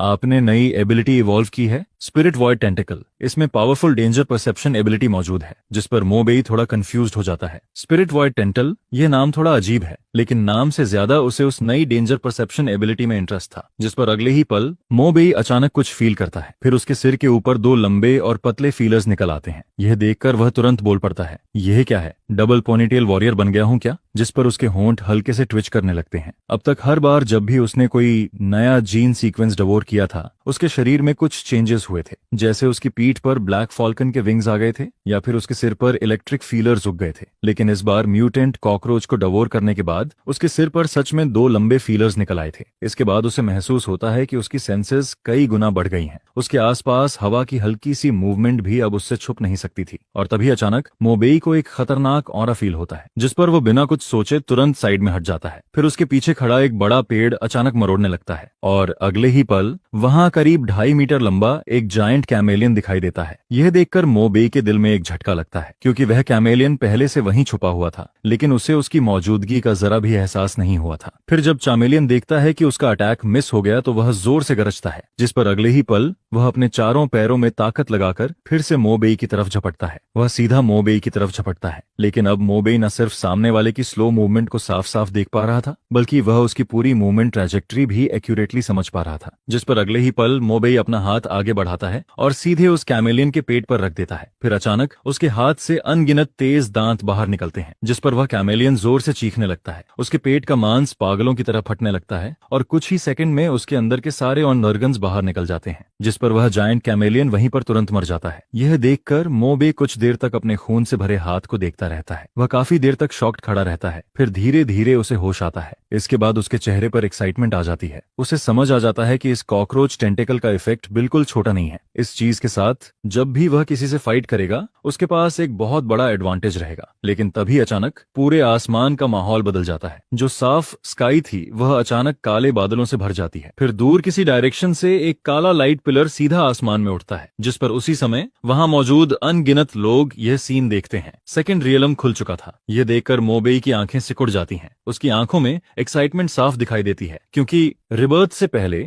वह सिर्फ एक नॉर्मल इंसान था। वह इन सारी अपॉर्चुनिटीज को सिर्फ देख सकता था, छू नहीं सकता था। लेकिन अब सब कुछ अलग था। अब वह इन सारे बेनिफिट्स को खुद हासिल करना चाहता था। जिस पर मोबेई तुरंत वापस लौटता है और यान शाओतियान, यान नानजी और फेट दहाई से कहता है, चलो मेरे साथ चलो, मौका आ चुका है, हमें अभी तुरंत वहां पहुंचना होगा। फिर जब मोबेई और बाकी लोग वहां पहुंचते हैं तो वहां पहले से ही बहुत सारे लोग जमा हो चुके थे। जिस पर फैट दहाई थोड़ा हैरान होकर कहता है, इतने सारे लोग यहाँ कैसे आ गए? क्या ये सब रिटेल फाइटर्स हैं? जिसके जवाब में यान शाओतियान कहता है, हाँ, इस समय कोई भी नॉर्मल इंसान यहाँ आने की हिम्मत नहीं करेगा। यहाँ मौजूद सभी लोग रिटेल फाइटर्स हैं। फिर वह आगे बोलता है, लेकिन रिटेल फाइटर्स भी बिना सोचे समझे कुछ नहीं करेंगे। जिस पर मोबेई उन सबको देखकर कहता है, तुम सब अपना ध्यान रखना। फिर वह यान, शाओतियान और बाकी लोगों की तरफ देखता है और सबसे पहले खुद आगे बढ़ जाता है। जिस पर यान शाओतियान और फैट दहाई भी मजबूरी में उसके पीछे चलने लगते हैं। फिर जैसे ही मोबेई और बाकी लोग उस जगह के अंदर जाते हैं, उनके सामने की दुनिया पूरी तरह बदल जाती है। अचानक बिना किसी वार्निंग के उनके सिर के ऊपर आसमान में एक लाल खून जैसा मून दिखाई देता है। यह देखकर फैट दहाई तुरंत बोलता है, अब मेरी बारी है। ड्रैगन टाइगर माउंटेन और तियानशी रोड के लोग 2 हाथ दिखाएंगे। देखना, हमारा ड्रैगन टाइगर माउंटेन कभी किसी से नहीं डरता। फिर वह कॉन्फिडेंस के साथ अपनी छाती थपथपाता है और कहता है, चिंता मत करो, सब मुझ पर छोड़ दो। इसके बाद फैट दहाई अपनी जेब से एक कार्ड निकालता है। फिर वह उसे अपने बाएं हाथ में पकड़ता है और दाएं हाथ से कुछ साइंस बनाना शुरू करता है। कुछ देर बाद फैट दहाई अचानक एक डायरेक्शन की तरफ देखने लगता है। फिर वह कहता है, इस पूरे एरिया में सबसे बड़ा मौका उसी डायरेक्शन में है। अगर हम उस तरफ चलते रहें तो हमें वह जरूर मिल जाएगा। जिस पर मोबेई सिर हिलाता है। उसे महसूस होता है कि लोनगहू माउंटेन के हेवनली मास्टर सच में मजाक नहीं है। फिर कुछ देर बाद सबके सामने एक बहुत बड़ा ऑल्टर दिखाई देता है। उस ऑल्टर का साइज लगभग एक फुटबॉल फील्ड जितना बड़ा था। और सबसे अजीब बात यह थी कि ऑल्टर के आसपास की सारी फॉग किसी इनविजिबल ताकत की वजह से हट गई थी। उस ऑल्टर के बीच में एक ऊंचा प्लेटफॉर्म बना हुआ था और उस प्लेटफॉर्म पर बहुत सारे बारीक और अजीब पैटर्न्स बने हुए थे, जिन्हें देखकर एक अजीब फीलिंग आती थी। फिर जब मोबेई ऊपर देखता है तो उसे वहां 6 क्रॉसेस दिखाई देते हैं। हर क्रॉस पर एक सेट आर्मर रखा हुआ था। वह पूरा ब्लैक कलर का था और उसके ऊपर एक अजीब सी पावर बह रही थी। और हर आर्मर के बीच में एक पेल ब्लू कलर का जेम लगा हुआ था। उस जेम पर भी कुछ अननोन पैटर्न्स बने हुए थे। यह देखकर मोबेई की आंखें चमक उठती हैं, क्योंकि यही वह जगह थी और इन क्रॉसेस पर रखे वही आर्मर्स, वही रेस्यूरेक्शन इक्विपमेंट थे। जिस पर मोबेई बिना एक सेकंड वेस्ट किए अपनी ब्लैक विंग्स फैलाता है और सीधे उस प्लेटफॉर्म की तरफ उड़ने लगता है। लेकिन तभी अचानक एक जोरदार रोर सुनाई देता है जो पूरे अंधेरे आसमान में गूंज जाता है। फिर फॉग के अंदर से एक बहुत बड़ा मॉन्स्टर बाहर आता है और सीधे ऑल्टर के सामने उतर जाता है। जिस पर वह मोबेई का रास्ता रोक देता है। उस मॉन्स्टर का पूरा शरीर फॉग में छिपा हुआ था, लेकिन फिर भी उसका बड़ा बॉडी और हाथ में पकड़ा हुआ ट्राइडेंट साफ दिखाई दे रहा था। उस ट्राइडेंट पर नीली आग जल रही थी। यह देखकर मोबेई का चेहरा सीरियस हो जाता है, क्योंकि उसे तुरंत समझ आ जाता है कि यह डार्क साउंड फॉरेस्ट का मॉन्स्टर है। लेकिन यह कोई normal dark sound forest monster नहीं था। यह एक एलीट लेवल का डार्क साउंड फॉरेस्ट मॉन्स्टर था और उसके शरीर से निकलने वाली ऑरा देखकर मोबेई तुरंत समझ जाता है कि उसका लेवल बहुत ज्यादा था। वह मॉन्स्टर लेवल 20 तक पहुंच चुका था। यह महसूस करते ही मोबेई के चेहरे पर सीरियस एक्सप्रेशन आ जाता है। उसे समझ आ जाता है कि इस रेस्यूरेक्शन आर्मर को पाना इतना आसान नहीं होने वाला, क्योंकि उसके सामने अब लेवल 20 का डार्क साउंड फॉरेस्ट मॉन्स्टर खड़ा था। जिस पर उसके मन में अचानक एक सवाल आता है, अपनी पिछली लाइफ में आखिर फैट दहाई ने इस